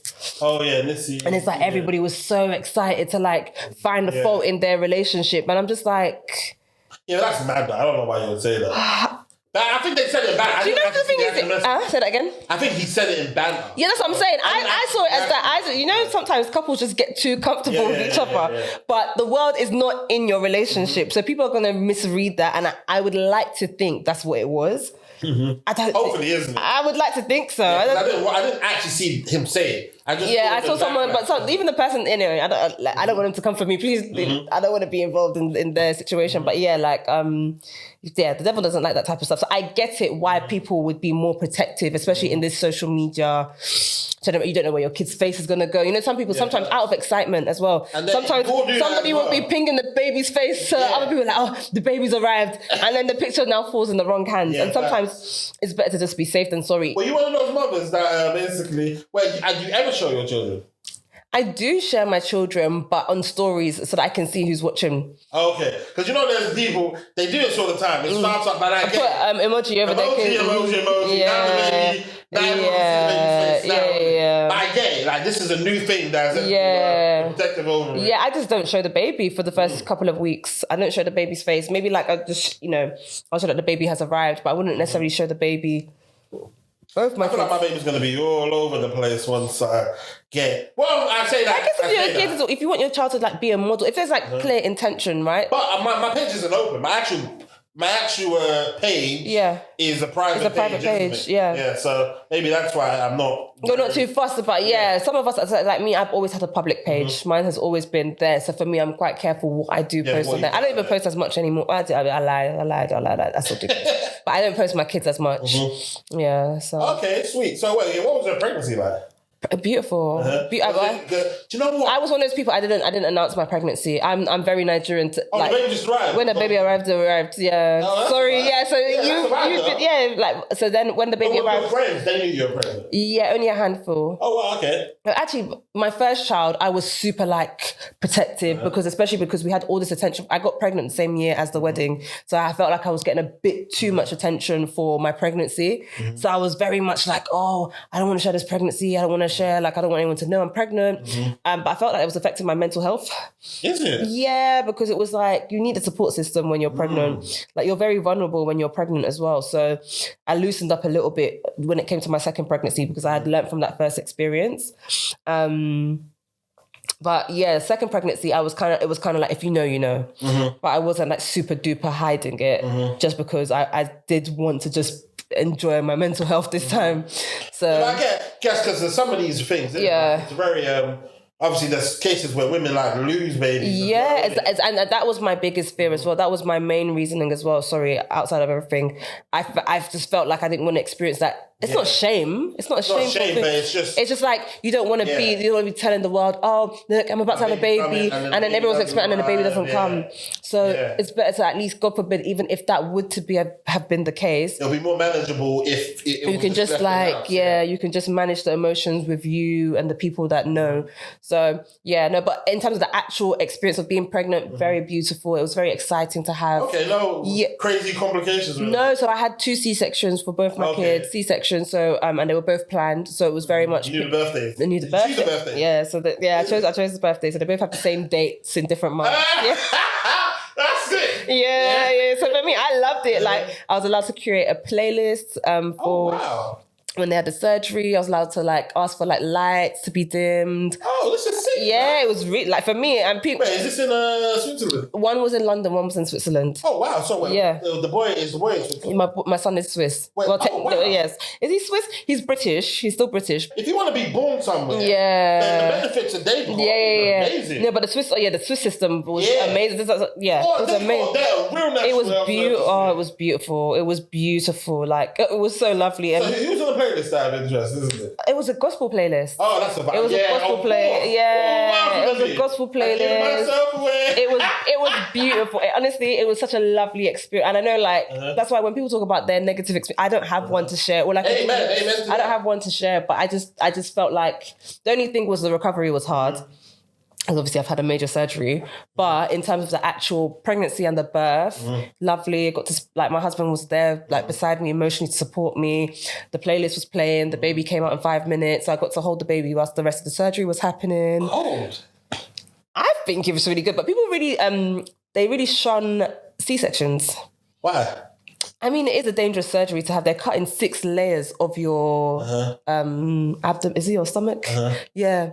So it is a dangerous thing. Well, what made you decide to get a C-section? I had to, just because of health complications. I had to. Oh, they told you had to? Yeah, they told me I had to. They told me I had to get, from my first scan, it was like, yeah, you have to have a C-section. Okay, is that why, in terms of, because I think you said you're done having children. Yeah, I'm done. Yeah. No. I just feel like for me, You got a boy and a girl. I've got a boy and a girl, so I'm content. But also as well, I feel like so many things. First of all, you have to be mentally ready to... How many kids can I manage? And for me, 2 is the best number. Then it's also as well, I really want to still do things for myself as an individual. And I don't think that I would be able to do that with multiple kids. Like 3 or more. That's me being a stay-at-home mum now. And that's me having to maybe redirect myself. Whereas like I can still travel with my kids. Like when it was just me and my daughter before my son came, we would hop on a plane and go wherever we want. Just you two? Yeah. Like whenever I want to film, like, because obviously my husband's busy, so... You're so passionate about this right here. Yeah. Oh, man, I'm really passionate about it. The other day, someone was like, someone questioned how passionate I was about my podcast. And I was like, girl, I'm not convincing... Why do you question that? Oh, I told you, this... I love when they get into it. But, ladies and gentlemen, this part of the conversation is too spicy to come out. I think for me, the biggest thing is knowing how much, even like when I started the podcast, I do it scared. And I said this on one of my, I'm doing it scared. I'm not, I've just gone from like being a spectator, just like everybody else. Do you know what I mean? Like the most I used to do on Instagram was I post my pictures, post my dinners. That's about it. I'm good. So I've gone from like having a voice online, being in some sort of limelight. And the biggest thing that motivates me to do any of this, I don't want to live with regret. I don't want to, because I've also seen... Waste your potential as well. Waste my potential or get to 40 is even young, but let's say like 50 something plus and look back and I haven't got anything to show for it. It was just the kids. And whilst I think I still want to be present, so whatever I do, I still want to be able to still turn up to school plays and all of those amazing things. I still want to be able to boss babe through it all. But it's hard. And I think people always say, mums, like women like me, we kind of want it all at once, but it's really hard to have that all at once. But I'm trying, boy. I'm trying. It's a vibe, though. It is a vibe. It's life at the end of the day, just trying to figure it out. Really. Just trying to figure it out. It is really hard, though. It's really, really hard. But yeah, the biggest thing for me, I don't want to live in regret. I don't want to be resentful to myself, to my husband, to my kids. Like, I want to be content. I want to know that I've done my best and I've showed up and everybody else is happy too. Do you know what I mean? And I look at, there's so many like amazing older people that I look at around me that, you know, some of the women have given, they've just focused on their kids, but then kids will get married. Yeah. Even if before they even get married, by the time they hit like that sixth form uni age, they're in and out of the house. You might not see them as much. I can't be in the same position for like nearly 20 years, 18 years. For me, that's a no. So yeah, your son, your daughter, 100% love. You know, me and my friends spoke about this. Children are the kind of the only thing that can love you unconditionally. They do. Well, some people have. No. My kids, they love me. Like I literally feel like a celebrity when I walk in the room. They're like, "Mommy!" Oh, I love it. I love it. No one else does that. Like yeah, that would definitely be maybe dogs or something. Yeah, maybe, but kids actually express it. You have a name, you know, so it's so lovely. Well, when's the last time you cried? And what was it for? Oh my God, wow. That's so random. But when's the last time I cried? I love tears, man, innit? The last time I cried. Why do I feel like I cried? Last time I cried, probably over like mum. What's wrong with my camera? But it doesn't run like Is it off? Yeah? Okay, last time I cried was mum stuff, maybe. Actually, I think I was a bit homesick. I was homesick. That's why I'm here. That's why I'm in the UK. Yeah. I was a bit homesick. So my husband booked me a flight. It was just like, okay, just go with the kids. That's a vibe, man. Isn't it? Well done to my vibe. Yeah. No. He's doing good. He's doing good. But he's just like, okay, just go. Just like. How long have you been here for now? When you go back? Tomorrow? I'm going back, tomorrow. Oh, tomorrow okay. evening. So, yeah, how long have I been? Are the kids here with you as well? Yeah. Oh, so where are they with your mums? Yeah. Oh, yeah. So, but She the good must thing, love it, man. yeah, she loves it. She loves it, especially because, but to be fair, she just loves it anyway. Because I was going to say, even in the UK, we're so close, house-wise. We're only like 5 minutes apart from each other. So every day. You still have your house in the... Oh, right. No one's renting it out. You just... No, I did rent it out. But Ladies and gentlemen, this part of the conversation is too spicy to come out. home being where my family is, what I'm moving, I think that was a really scary time. Not scary. When I say scary, moving is a big, it's a really big thing. And I think a lot of people just wouldn't do it. Would you move? 100%. Oh, is it? Oh, yeah, but you did it. Yeah. I think that's what it is when you have that gene in you. I'll call it a gene because I think like, fuck it, yeah. a lot of you guys are very much like, well, fuck it. Like, you guys can live anywhere, right?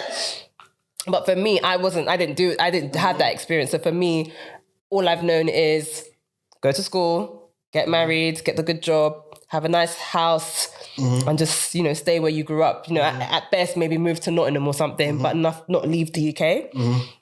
I've never seen a need to do that. But I think, so that opportunity being presented to me was a really big deal because when I'm in the UK, I have a really lit social life. Like, I have, a great family. I'm very familiar with just the system, having NHS and, having the tax system here and just everything just makes sense to me. So where to eat. Yeah, exactly. So there was never any incentive for me to leave the UK. So when the opportunity came, I was just kind of like, my mindset initially was like, okay, cool, let's go try it. Let's go try it. And if I don't like it, worst case, I can actually always come back home. And for like having the UK as your fallback plan. It's a vibe, isn't it? Like how privileged. Even Nigeria. Exactly. How privileged are we that we can just fall back on going back home? Do you know what I mean? So it opened up my mind a bit. And I had the choice of when to move and everything, like move at a time that's comfortable for you, like let's do it. And prior to then as well, there was already people out there that were kind of waiting for us. They were expecting us to move. So they had taken me around. What was his vibe with it? Because I'm sure the amount that they were paying him, it's like, for instance, it's a case of, yo, I kind of have to be out here, kind of. Yeah, no, because he was flying out there a lot already anyway. And then... Yeah, his vibe was, he was going to take the money anyway. Yeah. So he was on taking the job and then flying back to the UK. And I was just like, but we're family. That doesn't make sense. Yeah. Or was he at least going to try it out for a couple of years, take as much money as possible and then stay in... But I always used to be really judgmental of uncles that used to like work in Nigeria, businessmen. And like... And it's even a hard conversation to sell to other people. Do you think so? It's like, where's my husband? He's over there. In Nigeria. Yeah. Do you know what I mean? Like, not to be rude. Do you know? So I just never wanted to be that person. So I was like, whatever we do, we have to do as a unit. So that was also another factor that drove me. We moved, and then when I saw the lifestyle out there, my whole brain like reset completely because being... How beautiful is it out there? It is beautiful. It is really boring. Don't get me wrong. It's a really, it's very, very boring compared to the UK, especially as a black person. But I think that the lifestyle changed like just little things. The UK, first of all, the propaganda that Switzerland was this cold, snowy country and you live in a little like hut. When no, it's just another like, they have the city, they have another city, so you can stay in the city or whatever, which we do. And then same thing, like, you have Wi-Fi, like everything that you have in the UK. It's out there, like, no, but sometimes, the UK, the propaganda is so strong for the UK and America that you think that everywhere else is just like a bush. So I get there and I'm like, okay, cool. I meet other black people out there and obviously they're more French speaking, but even just seeing the black experience from the French people's angle, I think is so sick. Like, I'm like, wow. But for me, the biggest thing, I think, it's just so nice, like in our neighborhood, for example, just seeing how many people just like walk down the road holding hands. And is it? Okay. But like in the UK, you don't see that often. Yeah. I know that sounds really weird, but like you don't see couples like... Well, I see it, but it's kind of... No, you see it like PTA, but yeah, exactly. Exactly. So it's a bit like it's not normalised, right? Yeah. So when someone does do it, everyone's like, ew, why are you doing that? it's normalized. But I think it's because a lot of people are happy with their life. I think a lot of people are happy with, their health and just seeing how their system works. And, you have double-decker trains. It's just like, oh, okay, like, it's actually a really nice country. Okay, was that on your first, when you started going there? But I also feel like I have a lot of peace as well. Because I'm not plugged into my social life like that right now, I don't have much drama. Very no drama because I'm not seeing no one, which is good. I think that's really important for newlyweds. I think you need the space. No expectations from anyone. Also that distance is probably good as well because certain times, like this is what I tell everybody as well that has issues with their in-laws as well. Like everyone knows that. Listen, you don't live with these guys, isn't it? That's what I'm saying. You can fake it till you make it. Fake it, yeah. I was saying this to some. Do that. But the thing is, I think people just feel like, nah, I've been violated. I need to be respected. Yeah, fuck it. Just take it. Me, I'm an actor. I will just... You're going to see them when? Birthdays? Yeah. How many of them? 4, 5 times a year. Christmas? Come on. What can they do? And for how many hours as well? You could go there for 1 hour and leave, isn't it? It's not that deep. Like, you don't have to beef everybody. Come on. I know, but I think some people just don't like disrespect. Yeah, they don't care who it's from. But it's like, no, you actually have to be diplomatic when it comes to that. Oh my God, my significant other's family. Oh, you got a girlfriend? I haven't got a girlfriend. I'm saying in theory, they can violate me. They can do everything they want to me for those 30 minutes. Yeah, I'll go home and I'll be pissed, and I don't want to go there. But when I'm there, I can act. That's what I'm saying. I think so. I don't think it'll be that bad. But some people do have really crazy family members, though. I don't know how crazy it gets for some people, but yeah, I haven't experienced the one. I don't know personally in my circle of people. I don't know anyone having like really crazy experiences. So yeah, no, I've heard some stories. Really, but you're a bit older, so I think it takes time for for me. We're my age group now. We're still all the ones doing the weddings right now, right? So. Maybe in the next, give it 5 years, then maybe you start hearing. I know, hopefully not. You don't want to, And also, like certain people, keep some shit to yourself, isn't it? True. It's true. Fucking private. Anyway, continue your experience. Moving. It's peaceful, it's boring, but it just gives me space to think right now. A lot of space to create. So I think I've been the most disciplined I've ever been in my life when it comes to creation because I have no distractions. So I've just been able to lock in. That's a vibe, man. Yeah, I've been able to look. It is boring, but I'm seeing results in other areas of my life right now, which is the content, which is, the bride's room. So it's what it is, to be honest. Yeah. Okay. And what's your husband's vibe towards it? Is he on a vibe? He understands that this was a big thing, so he kind of gives you as much freedom as you want in regards to coming here and back. What is his vibe on it? He's to be honest, he's like one of the founding members. So like, of the bride's room. Oh yeah, that's good. He believes he's part. He believes that he is C-suite. Yeah. He believes he's like the owner of. That I'm the talent and he's the. That's a vibe. So. I think that dynamic works. Yeah, I mean, it works. It works. So he's invested. Invested. And to be fair, in the beginning, he was always on the pod. He would just be behind the camera. Yeah, he'll be behind the camera. Cool. So he would be asking the guest questions and chiming in, which made it a bit more like casual and fun. But he loves the social life. But right now, it's kind of like, you know what, let's all just focus on what we need to focus. It was good for when I didn't have content. But now that I'm back and I'm done with my having kids, But how are you finding this content stuff? With kids? No, just the content in general. Ooh, that is... finding content... It's been a lot, you know? Because I told you I was just watching everyone else's content and now my content... I just wanted to put out to the world. I don't want to hear what you have to say, really, to be honest. So it is a lot when people come back to you and they don't necessarily agree with you and they have some really strong opinions and telling you why what you said is wrong. Yeah. But I made a conscious effort, like in the comments, I actually don't interact with anybody. Oh, is it? Because sometimes I have other people on. Why don't you do that? Because I'm not trying to argue with anybody, innit? Yeah. But I'm never going to argue with anybody. Yeah, I try. Yeah, to be fair, I don't want to argue with anyone online. I don't argue. I do go back and forth a little bit, but not. I debate. I will do a healthy debate, but now I'm realizing respectful one. But now I'm realizing I think I just got to step back now and just kind of just put out the content.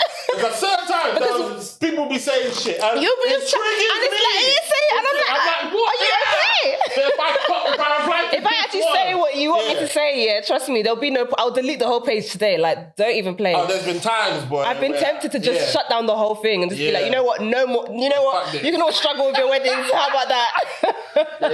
So that's always a sad moment. Obviously, I saw a recent episode. I think, like you started doing shit by yourself. Yeah. Do you prefer that? You know what, I was apprehensive to doing it in the first place because I wasn't too sure how it was going to be received because I do know a lot of people usually tune in for my guests. So the fact that it's done quite well on its own, I've been quite... Yourself or... It's just me. Okay. It's just me and then there's a studio engine. Yeah. Speak to yourself, it's crazy. I think it's wild, but it's like I'm just getting creative with just like my time and just like the restrictions. You don't need nobody. You know and that's the thing, like the restrictions around, like I'm just... There are no rules to this, so I just tried it and it's done really well. But then I used to talk a lot on my Instagram stories. Is it with the front camera? Yeah, front camera. I sit down, talk on my Instagram. That's how I actually grew. I can't do that, you know. That's how for some reason now, you know what? It doesn't even matter. I don't think you even need to do it because I think as a podcaster, your voice should be where it should be, which is here. Yeah. I think I felt like I was giving my voice away for free on Instagram. Is it? You felt that way? If you want to, like, if you're going to criticize me, at least do it on YouTube so that I can, like... get the views. Yeah, get some views, get some coin or something. Like, why am I getting... no, we're not doing this no more. So I limit how much I talk on Instagram now. But that's how I grew my community in the beginning. Which one blew first? Because your TikTok following is quite big, isn't it? Yeah. YouTube, I think YouTube did what from day one. I think it was just quite good, but then blew in terms of blowing. My TikTok, I would say, was blew the fastest. But I never even made an effort to grow it once it blew. I was just kind of like, okay, cool. Like I'll just keep these followers, but I need to actually like put more effort into TikTok. But yeah, like the individual episodes, they've been really, really good.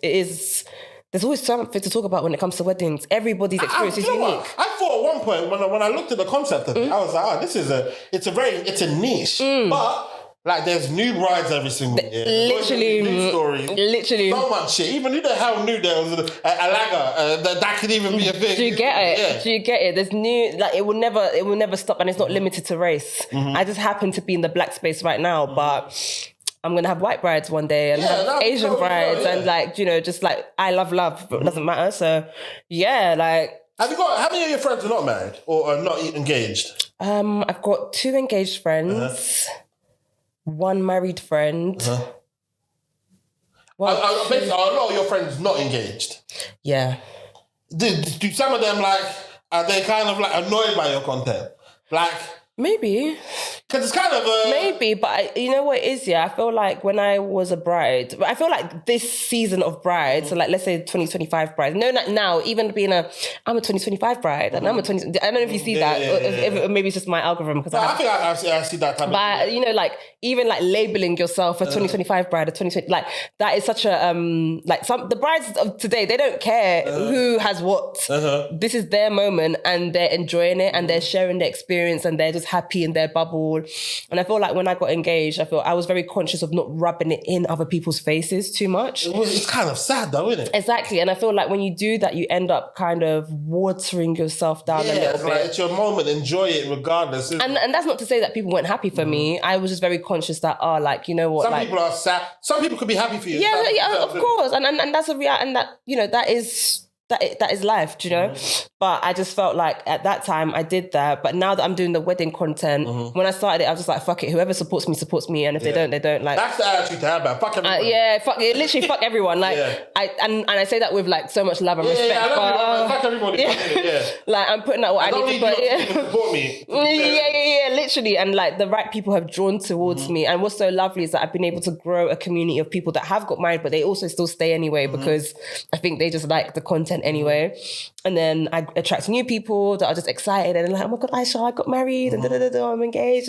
Well, I've got any fan friends now? Huh? Fan friends, isn't it? I don't want to say friends, but like community. I would say community. Like I have a really strong bridal community. Oh, that's beautiful. Yeah, like a lot of like and they women. show you children and stuff. Yeah, I mean some people's close friends, like some of them like show me when they were pregnant. Yeah, like, I'm so honoured like that some of these ladies trust me with information. So yeah. Now, Okay, let's not make it personal. Because I've noticed there's a lot.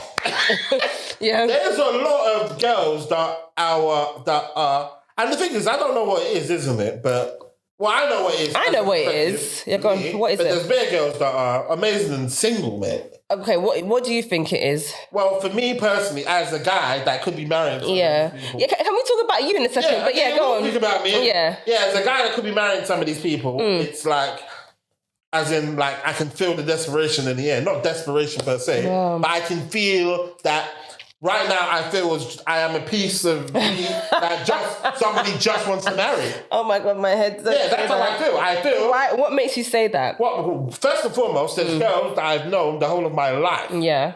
You were not on me 5 years ago. Yeah, oh my God. So why are you on me now? Yeah, but things can change. Yeah, okay, conveniently. Yeah, I know, but things can change. And there's also in terms of, like, even like girls that adjust to me, it's like, I met you the same time you met me. Why are you so sure you want to marry me? You know what I'm saying? You don't even know me like that. Okay, that's fine. But are you dating them and then they go straight into the marriage talk, or how do you feel that? Oh my God, let me tell you something. Oh my God. It's almost, this is how I feel, honestly. Okay, go on. If you don't show them you want to marry them on the first day, they are. It on could be anybody. Day. No, they need to know that you want to marry them. Essentially, innit? No, but I don't think them, but you want marriage.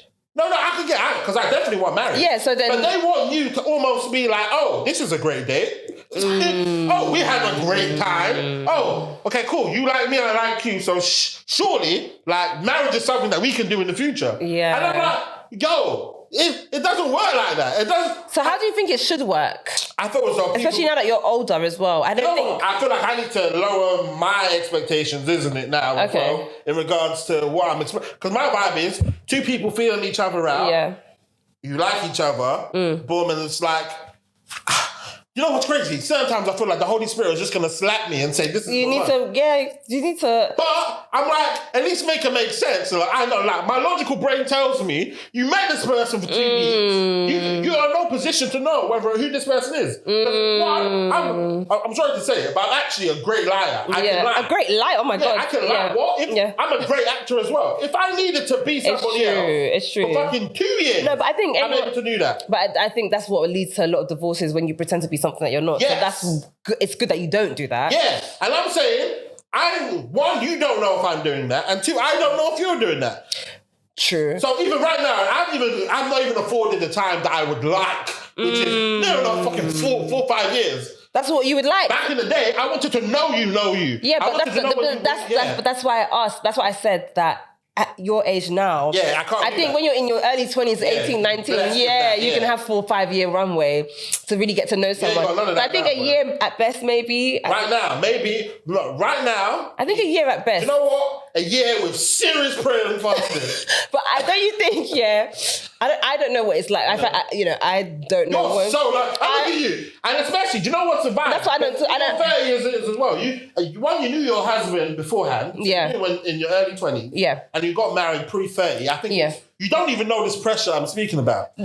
I have heard of it. And you know what's crazy? As a 36-year-old, what I would tell you is, right now, it's the most difficult it's ever been for me, because when But if you have options, there's people that want to marry you. Yeah. But you think they just want to marry you for the sake of marrying. Yeah. Just to say that they're married. Yeah. But what if they Some of them actually like me, but... No, but okay, have you not seen that when the Asians, when they do arranged marriage, and sometimes they do stay together for a very long time, and they say that they grew to love each other. Yeah, but fuck that. Fuck that. I mean, like, I want to make an informed decision. Like, I want to, for instance, if it doesn't work out, be like, at least I did it with the best data possible. Okay, so it's so interesting that you say what you're saying, because I thought that the reason why there are more single women in particular was because of the quality of men, the caliber of men that are out on the market. I think... But that could be a thing, that could be true as well. I thought, just from observation, from what I see and what I hear, I thought that, you know, a lot of women, they tend to have their shit together. So they do have the good jobs, they have the car, they have the house. You know, they are kind of ready. Whereas like a lot of men are not necessarily at that stage yet. I mean, a lot of men still have baby mentality, still being baby by mum. Some still live at home, maybe. Yeah, as in, that could 100% be true. But at the end of the day, as in, it's also the individual that, well, me personally... Women are not willing to take on... Women are not willing to endure what the older generation of women were willing to endure as well. But the way I see it, from my perspective anyway, is, like, literally, you can marry anybody. You can marry... If you I sit down with them... No, I agree. But I think men have the upper hand in that conversation, though. Yeah, 100%. Men have the upper hand in that situation. Because I think if women did have the control of the situation, they would have done it. But obviously, most women do not want to propose to any man. That is just a taboo. People need to cut that out. I've been seeing TikToks recently of a lot of women proposing to men these days. I feel as though it's a case of there's so many girls, and that's the reason why I'm kind of wary of this as well. Because, for instance, there's girls that will do that, marry somebody, and then while they're in it, they'll realize, yo, no, this is not what I want. That's what I think. As in, if you're getting married for the wrong reasons, at one point you're gonna snap out and be like, what was all of that for? No, I'm not on it. I agree. I think touch out. So like, I don't think you're wrong. I think people need to see the good, bad, and the ugly before you can make a decision before going into marriage. At 36 as well, at 36, back in the day, there was hiding places for me, innit? Like, for instance, if I'm a 30-year-old and the girl, like, for instance, and the girl's my age and she's 30, cool, let's go down to 27, innit? Yeah. But now I've reached the age where the youngest girl that I would go for is also so serious about marriage. Okay, like the 27-year-old or something. Yeah, so, for instance, the lowest I'll go now is probably about... 30.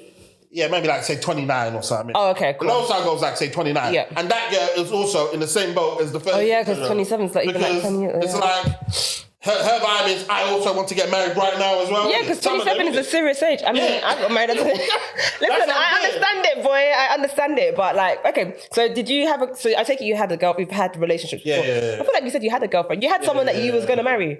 I wanted to marry her. And why didn't you marry her? She didn't. Oh. You see, you all do that. You see, sorry. I'm going to zoom in, on that huge smile of glee in your face. I didn't mean to smile. love it when it I didn't. We don't love it. You haven't been this happy No. I do. No. Honestly, I'm not a bad person like that. No. I never experienced it. I don't know why. It's almost like yes. But the thing is, controversial. But some men do take the woman back though. Yeah, but why didn't you want to? Because I respect myself too much. Fair enough. You know what? I don't even know why I asked that. Yeah. No, it's can't even. No. What? After she cheated, I loved her with my heart. But it's one of those ones where, I won't respect myself, and two, you won't respect me as well, for taking you back. Then this can't be. That's the one thing I respect about men. Right? Men actually respect themselves in relationships. Well, some do, boy.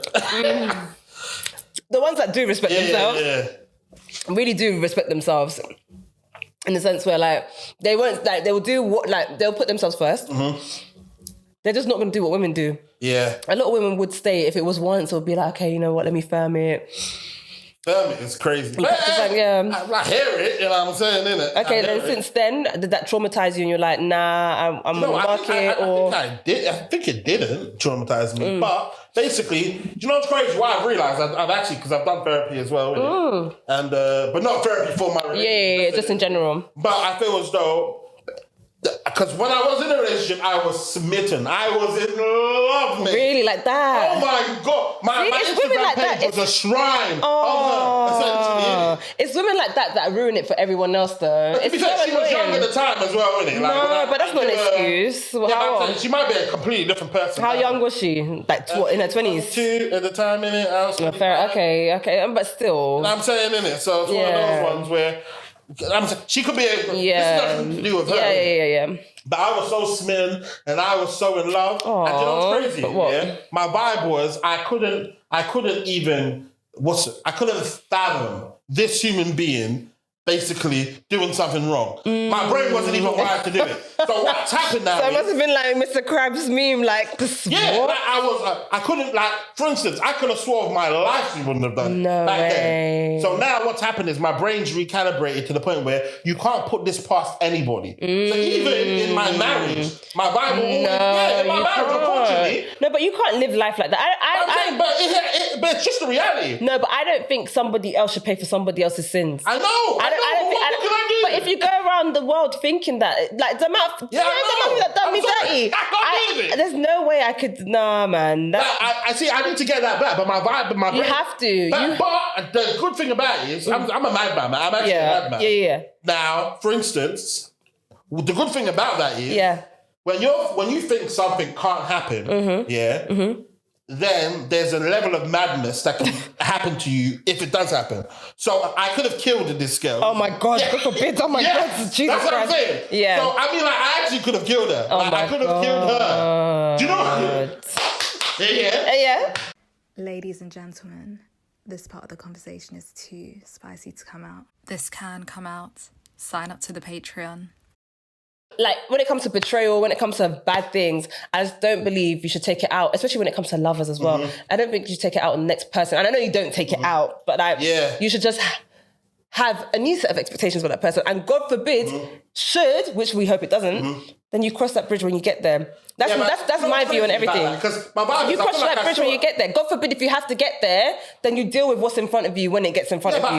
But you don't have to tell myself but that, that's but I can't actually do it. That's self-sabotaging because it's like you're waiting and anticipating I'm not waiting. something. I would like for you not to cheat. I would like for you. Yeah, I mean, we would hope. But I'm saying, but if you do, okay, cool. Jesus. This is something, I'll be hurt by it, but this is something, you're a human being at the end of the day. This is something that could be done, innit? I don't think that's a good mentality to I have. know, but what am I supposed to do? I can't do nothing about it. I know. I can't pretend that. But men, that's the thing. Men will have their heart broken in year 5, then every girl after that. Do you know how many times women have had their hearts broken? That's mental. And do you know what's crazy? Since then, I can't lie. Like, I don't think I've, like, people I don't let certain women in and stuff. Innit? But I'm telling everyone, like, I couldn't even name the girl that I would even like that much in that time. It's been like 10 years. Okay, so what would it take for you to marry someone? What? The Holy Spirit will have to say Really? that. I just have to pray over it. But what is it that you haven't seen?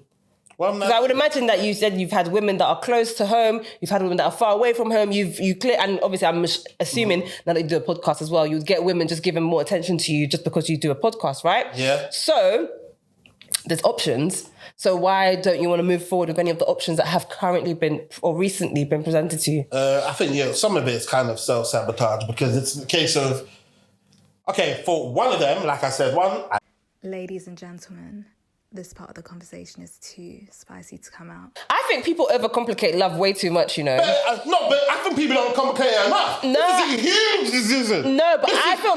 You live in the love of your life.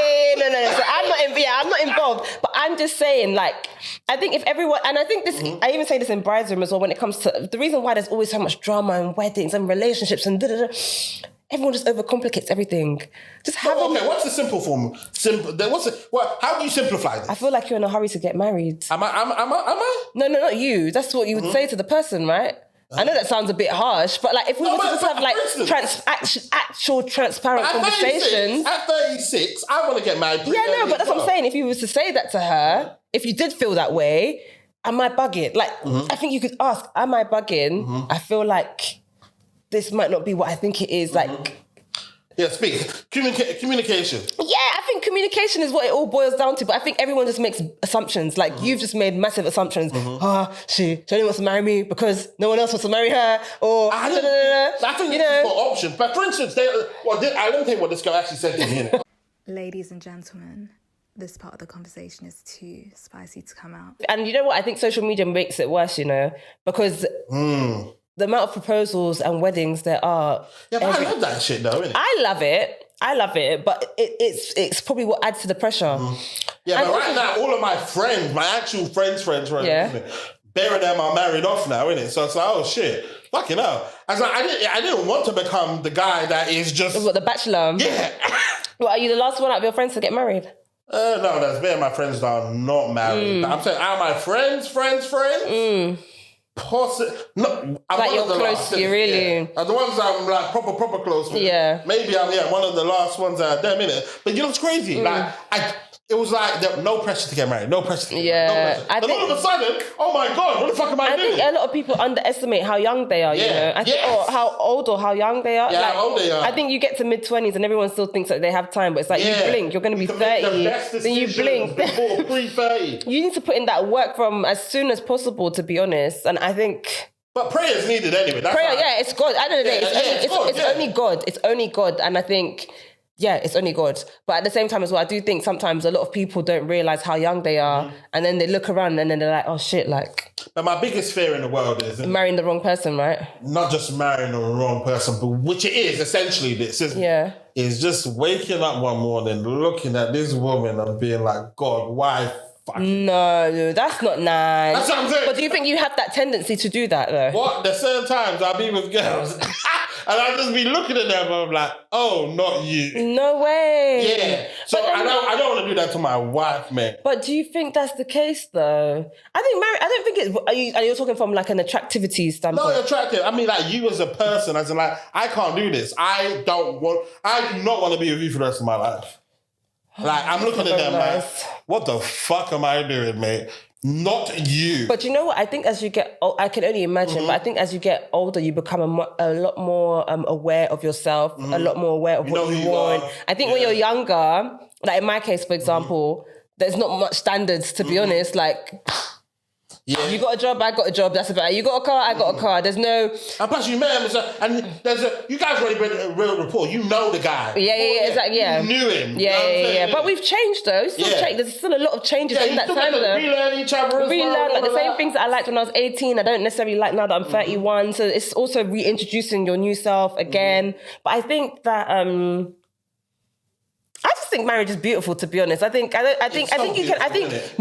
couples can have moments where they find each other annoying, though. Of course, your husband or wife can be like your siblings. You know, like how your siblings can literally irritate you. But then tomorrow you still have love for them. That's what I'm saying. And it's the love that gets you through that, because you're going to annoy me, I'm going to annoy you. We're not going to like each other at the same time. But at one point, there needs to be fight in you to keep it going. And there's certain girls that I'm like, I will not fight for this. Really? I will not fight for this. There's no way. I think if you I shouldn't even be in this. But I think if you go through marriage together, naturally you're going to go through life together. Naturally, I don't know, man. It's just prayer. And plus, I feel like my issue is I take marriage extremely seriously. I think so too. And I think where, you've come from a two-parent household originally, I think that probably has a strong impact on how you view marriage as well. And plus, my parents stayed together as well. Yeah. So it's like, I realised marriage is a thing that because I feel like a lot of people, if I was treating marriage like going out, I'll marry you. Yeah. And plus, I'm not going to cheat as well. So my vibe is, no, this needs to be something that I can literally just maintain and stay in. You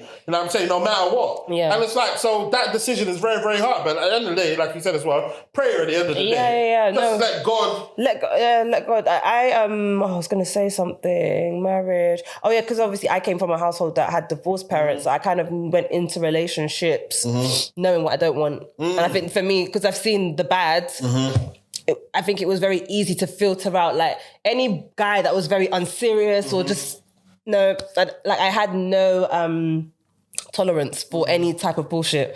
So for me, I think that kind of helped. I don't know. Yeah, plus, you know what I'm saying? You got a guy that's serious as well. And a guy that's serious, but also as well, I've seen how like men can actually kill as well. If women, like I've seen sadly aunties get married or have men in their life that weren't necessarily the best decision for them and pass away and lose money and this and that. Yeah. You know, man. Yeah. So, for me, it was very deep as well. But I think when you kind of go through, I guess, is that trauma? I guess so. Young trauma. Obviously, I didn't see anyone die, but when you have having that knowledge, it's like there's no way am I going to put myself in that kind of position. So, and I'm not going to lie as well. And a lot of the weddings I do see and people I do see getting married, I'm not going to lie. I look at their relationship and I don't want that as well. Yeah, I know that. I mean, I stick to the flowers. I stick to cake. Those are my topics. In terms of the actual relationship, that ain't got nothing to do with me. Yeah, that's what I'm saying, bro. That hasn't got anything to do with me. I'm very respectful of that. Do you know what I mean? Everyone's dynamic is so different. But I can appreciate that. Yes. Yeah, well, some of my friends are like, don't really push that message out there. Because I know a lot of people, so this is not directed to anybody. But I'm not going to lie. I love the fact that you guys are happy in your relationship. Yeah. But what I see when I look at some of your relationships. What do you see? What things have you seen without, exposing anyone? I see unhappiness. In what way though? What does unhappiness look like to you? As in basically people that are draining themselves. In what way? Like financially, what do you mean? energy-wise, as in like, it seems as though they're kind of living, not even like they're living for their woman, essentially, and they're just living for her. Staying alive on earth just so that she can be. Yeah. But isn't that like, not like in a negative way, but isn't... No, fighting for your family is one thing, isn't it? Yeah. For instance, all parties being involved. Everyone's putting their... Yeah. But literally just fighting for her, it just seems... But what does fighting for her mean? Like they're paying all the bills? All the bills in terms of... They just want you, all of you there all the time, and it's like they don't want you to have any freedom whatsoever. Oh, okay, that's a bit... For instance, you do something, they need to be involved in Oh, there. really? Like, yeah, okay. that type of stuff. What else do I see as well? This is so interesting because I haven't been privy to any of this yet. Right. Anyway, I hope I don't have to be fair. In fact, Yeah, go. Ladies and gentlemen, this part of the conversation is too spicy to come out. oh my God, there's just so many. You literally seem disgusted. Yeah, I feel like it's like, yo, that's not life, man. No, but the reason why No holidays as well, like. Okay, that's dead. No dates and stuff. That's it's hard to do dates when you have kids and you don't have a support system. Oh, okay, if you don't have a support system, yeah, facts. If you don't have a but it's support not that system. hard to do dates. I'm sorry. You can still do dates, and you can still do dates with the kids as well. Yeah, that's what I'm saying. Isn't it? You can just go out to. You can still do dates with the kids. Like, I mean, yeah, that one's a bit no. But I was saying that because once. Ladies and gentlemen, this part of the conversation is too spicy to come out. Sometimes I have a conversation with these individuals, and I'm like, this is not happiness. This is not happiness to me. Innit? Like, I would like to be myself in my relationship. That would be great. I think so. I think just probably presenting your worst self, to be honest. Because, I know how terrible of a person you can be. It's up to me to make the decision if I want to stay with you or not. But I try not to talk too much on the relationship side of stuff. Yeah, facts. Because it's everyone... slippery slope. People add their 2 pence. add their 2 People pence. try and break you up. You know what I'm saying? Innit? Like, it's Oh my God. that, Yeah. Not even that. Like, I don't even know what it's like to date right now as well. Like, peace be on to everyone. Do you know what I mean? Yeah, like, it's, that's what I'm saying. It's one that God needs to. I realize God, prayer, fasting needs to be involved in this process. Literally. All I need is if I speak to God enough about it. Yeah. At least I know that you know what, God, you told me there was this person. So I'll power through it, but. It's not by my own might anymore, innit? Yeah. Do you know what I feel as well? What? I feel because me, I'm a kind of like an orator of some sort. Yeah. I don't want to lie at my wedding speech. What? About what? The moment I saw you, I loved you. Fuck off. But the thing is, but it's not always like that for everyone, though. Yeah, but I won't lie at my wedding speech. But that's what I'm saying. I think people should just be real. Like, just But be real. she might hear it and be like, yo, this isn't a lovey-dovey speech. Yeah, no, but... No. Time was running out and I was like, hey, this one. I hope your vendors even get it right to even make sure that the timings align in the first place. But yeah, no. No, but you need to... I just think, no self-sabotaging. I think after this episode, no self-sabotaging. Just need to just go into the world. But Hopefully I can have you on Bride's Room in the next couple of years, Yeah, facts. Hopefully, innit? I need to get more grooms. So that would be great. I can't wait to have my story and be like, remember when I spoke to you? I know, that would be so funny. I can't wait to see the day that you post your engagement on, if you do post it. Post your engagement online, I'll be like, wow, this nigga, wow, congratulations. Yeah. I think many people will be happy. Yeah. Because you'll be like, yo, remember when I saw you looked disgusting. Yeah, I know, you seem disgusted in a lot of things. I'm like, yo, because I really want to get married, innit? I really want to meet the person, innit? But I feel like you probably have. Hopefully not. Hopefully not. Like that. Hopefully not. Well, hopefully not. I feel like, I want the magic. I want the fireworks. Isn't it? I don't want fuck it. Okay. But I also feel like you have to build. I think sometimes people think make fireworks. Yeah, I think sometimes people feel like you have to. It has to come ready made, and I think you have to create your own culture as well, though, and create your own. I think the people that do say, "Oh, I met you and I knew that this was the love of my life," I do think it is a bit of cap. I feel like I need some of that. I feel like I think you have a feeling, but like I don't think all love stories are just straight. They're not linear. I feel sometimes, we met, then the next day we broke up. Then actually I told you and I realized it's my wife, and I do feel like. But my vibe would be if I told you to fuck off 9 times out of 10. Sorry, not. That's my clap. I don't condone that type of language in relationships, but I'm just saying that, like, I don't think love stories are just straightforward. Yeah. As long as I reach, because I feel like if I reach the lover, well, I don't mind how I got there, innit? If I get to the love. But I think you need to get to the love, though. Yeah. I think that what's happening is that you're on the journey, then you're like, nah, you're exiting too soon. Not you. But for instance, there's one girl as well, innit? Like, say too many. Anyway. Yeah, but I'm saying, meeting people is not my problem. That's not your problem. I meet bare people, innit? There's one girl as well.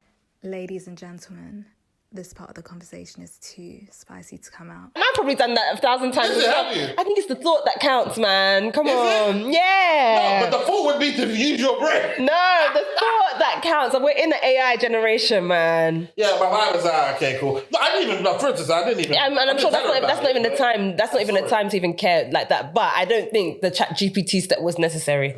Yeah, You're it might not be necessary, but spoiling the story. Yeah, but that was after the fact. So I gave her kudos at the time. Yeah. But afterwards, I was like, that message is a bit.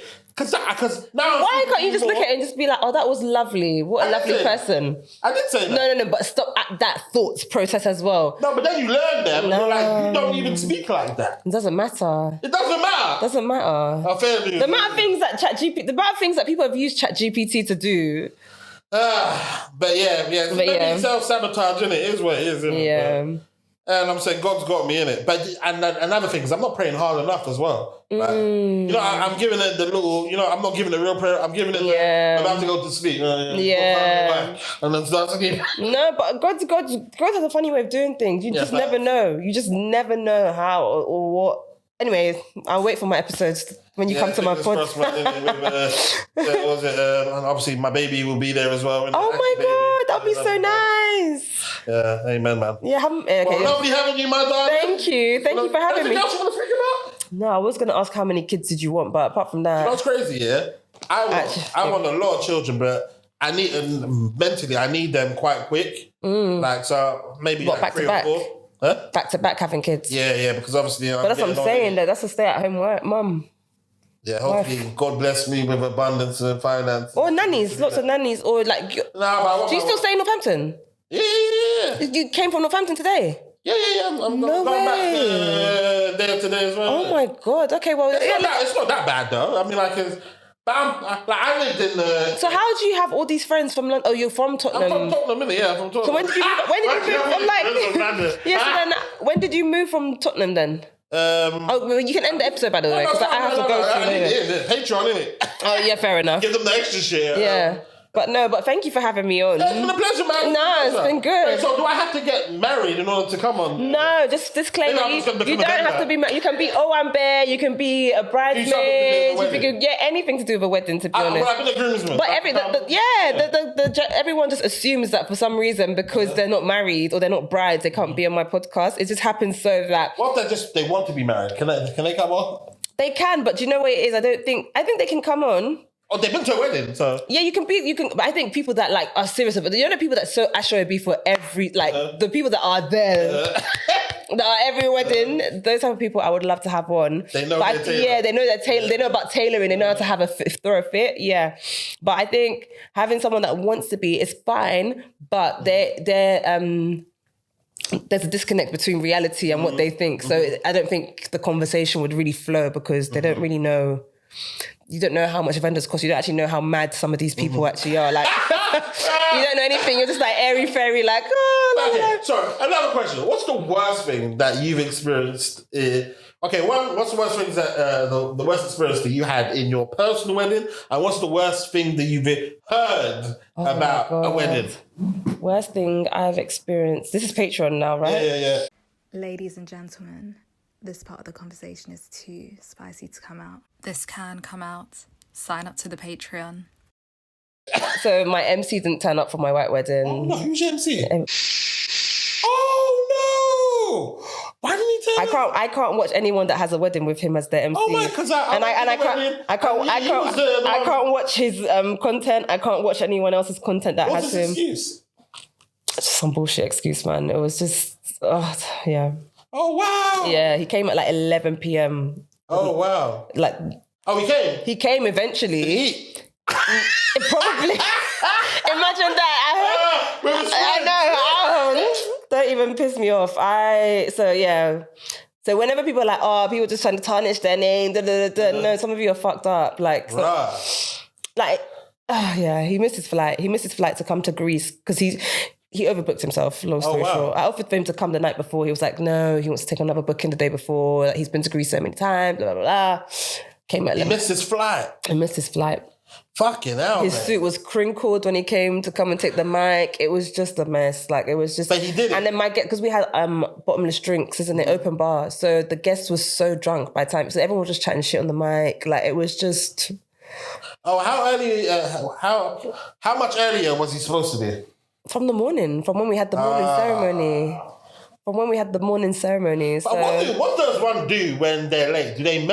They can't message you. You can't. I feel like messaging the bride. Yeah, but you know what? I was actually annoyed that they didn't tell me that he didn't come because I created the itinerary for my day though. So I felt like it was really important to let me know because then I would have been able to pass on what I wanted. Like, I didn't get to play any games. All the games that I wanted to play. Because they can't tell you this news. No, you can tell me this news. They can't. I literally planned this day.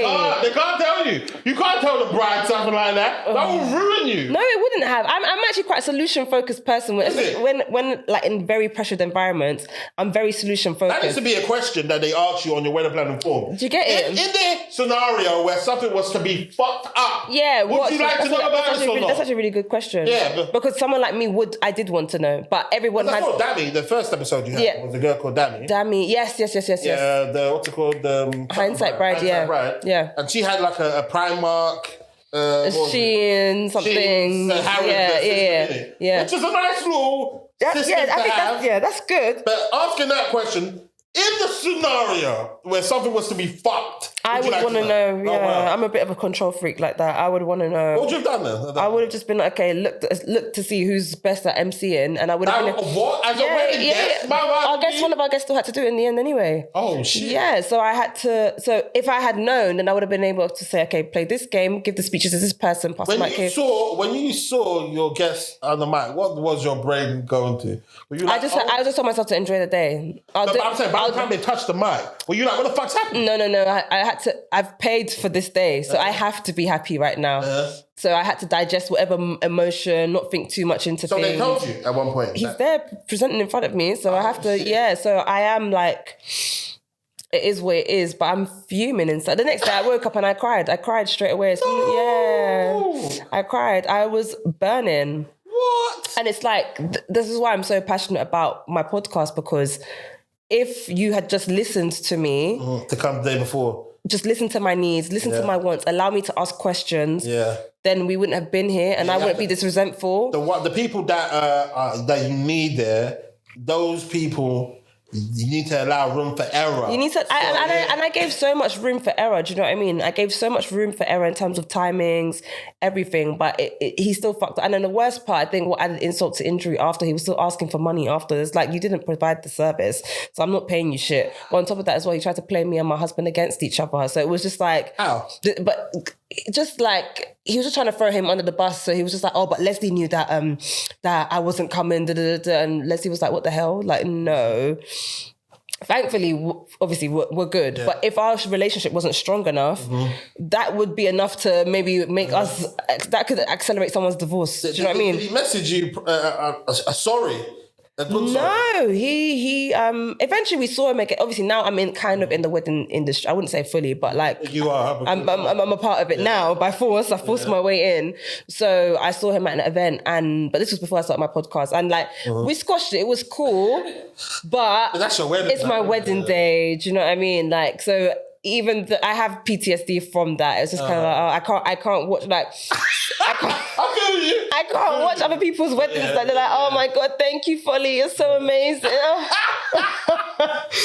Oh, wow. I can't watch it. It's so painful. So I had to mute him on all my socials. I don't watch his content. Oh, wow. Yeah. Okay, what about what you've heard then? What have I heard? People stealing money from the spraying.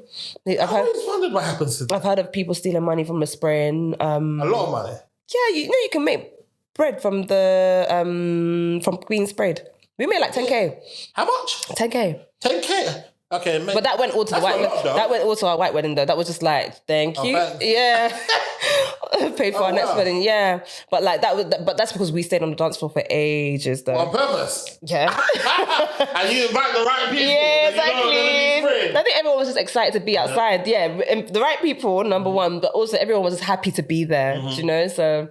It just made sense. I didn't expect that much to come back though. I was thinking like maybe like 4,500. I mean 5,000. I'd be happy at the time.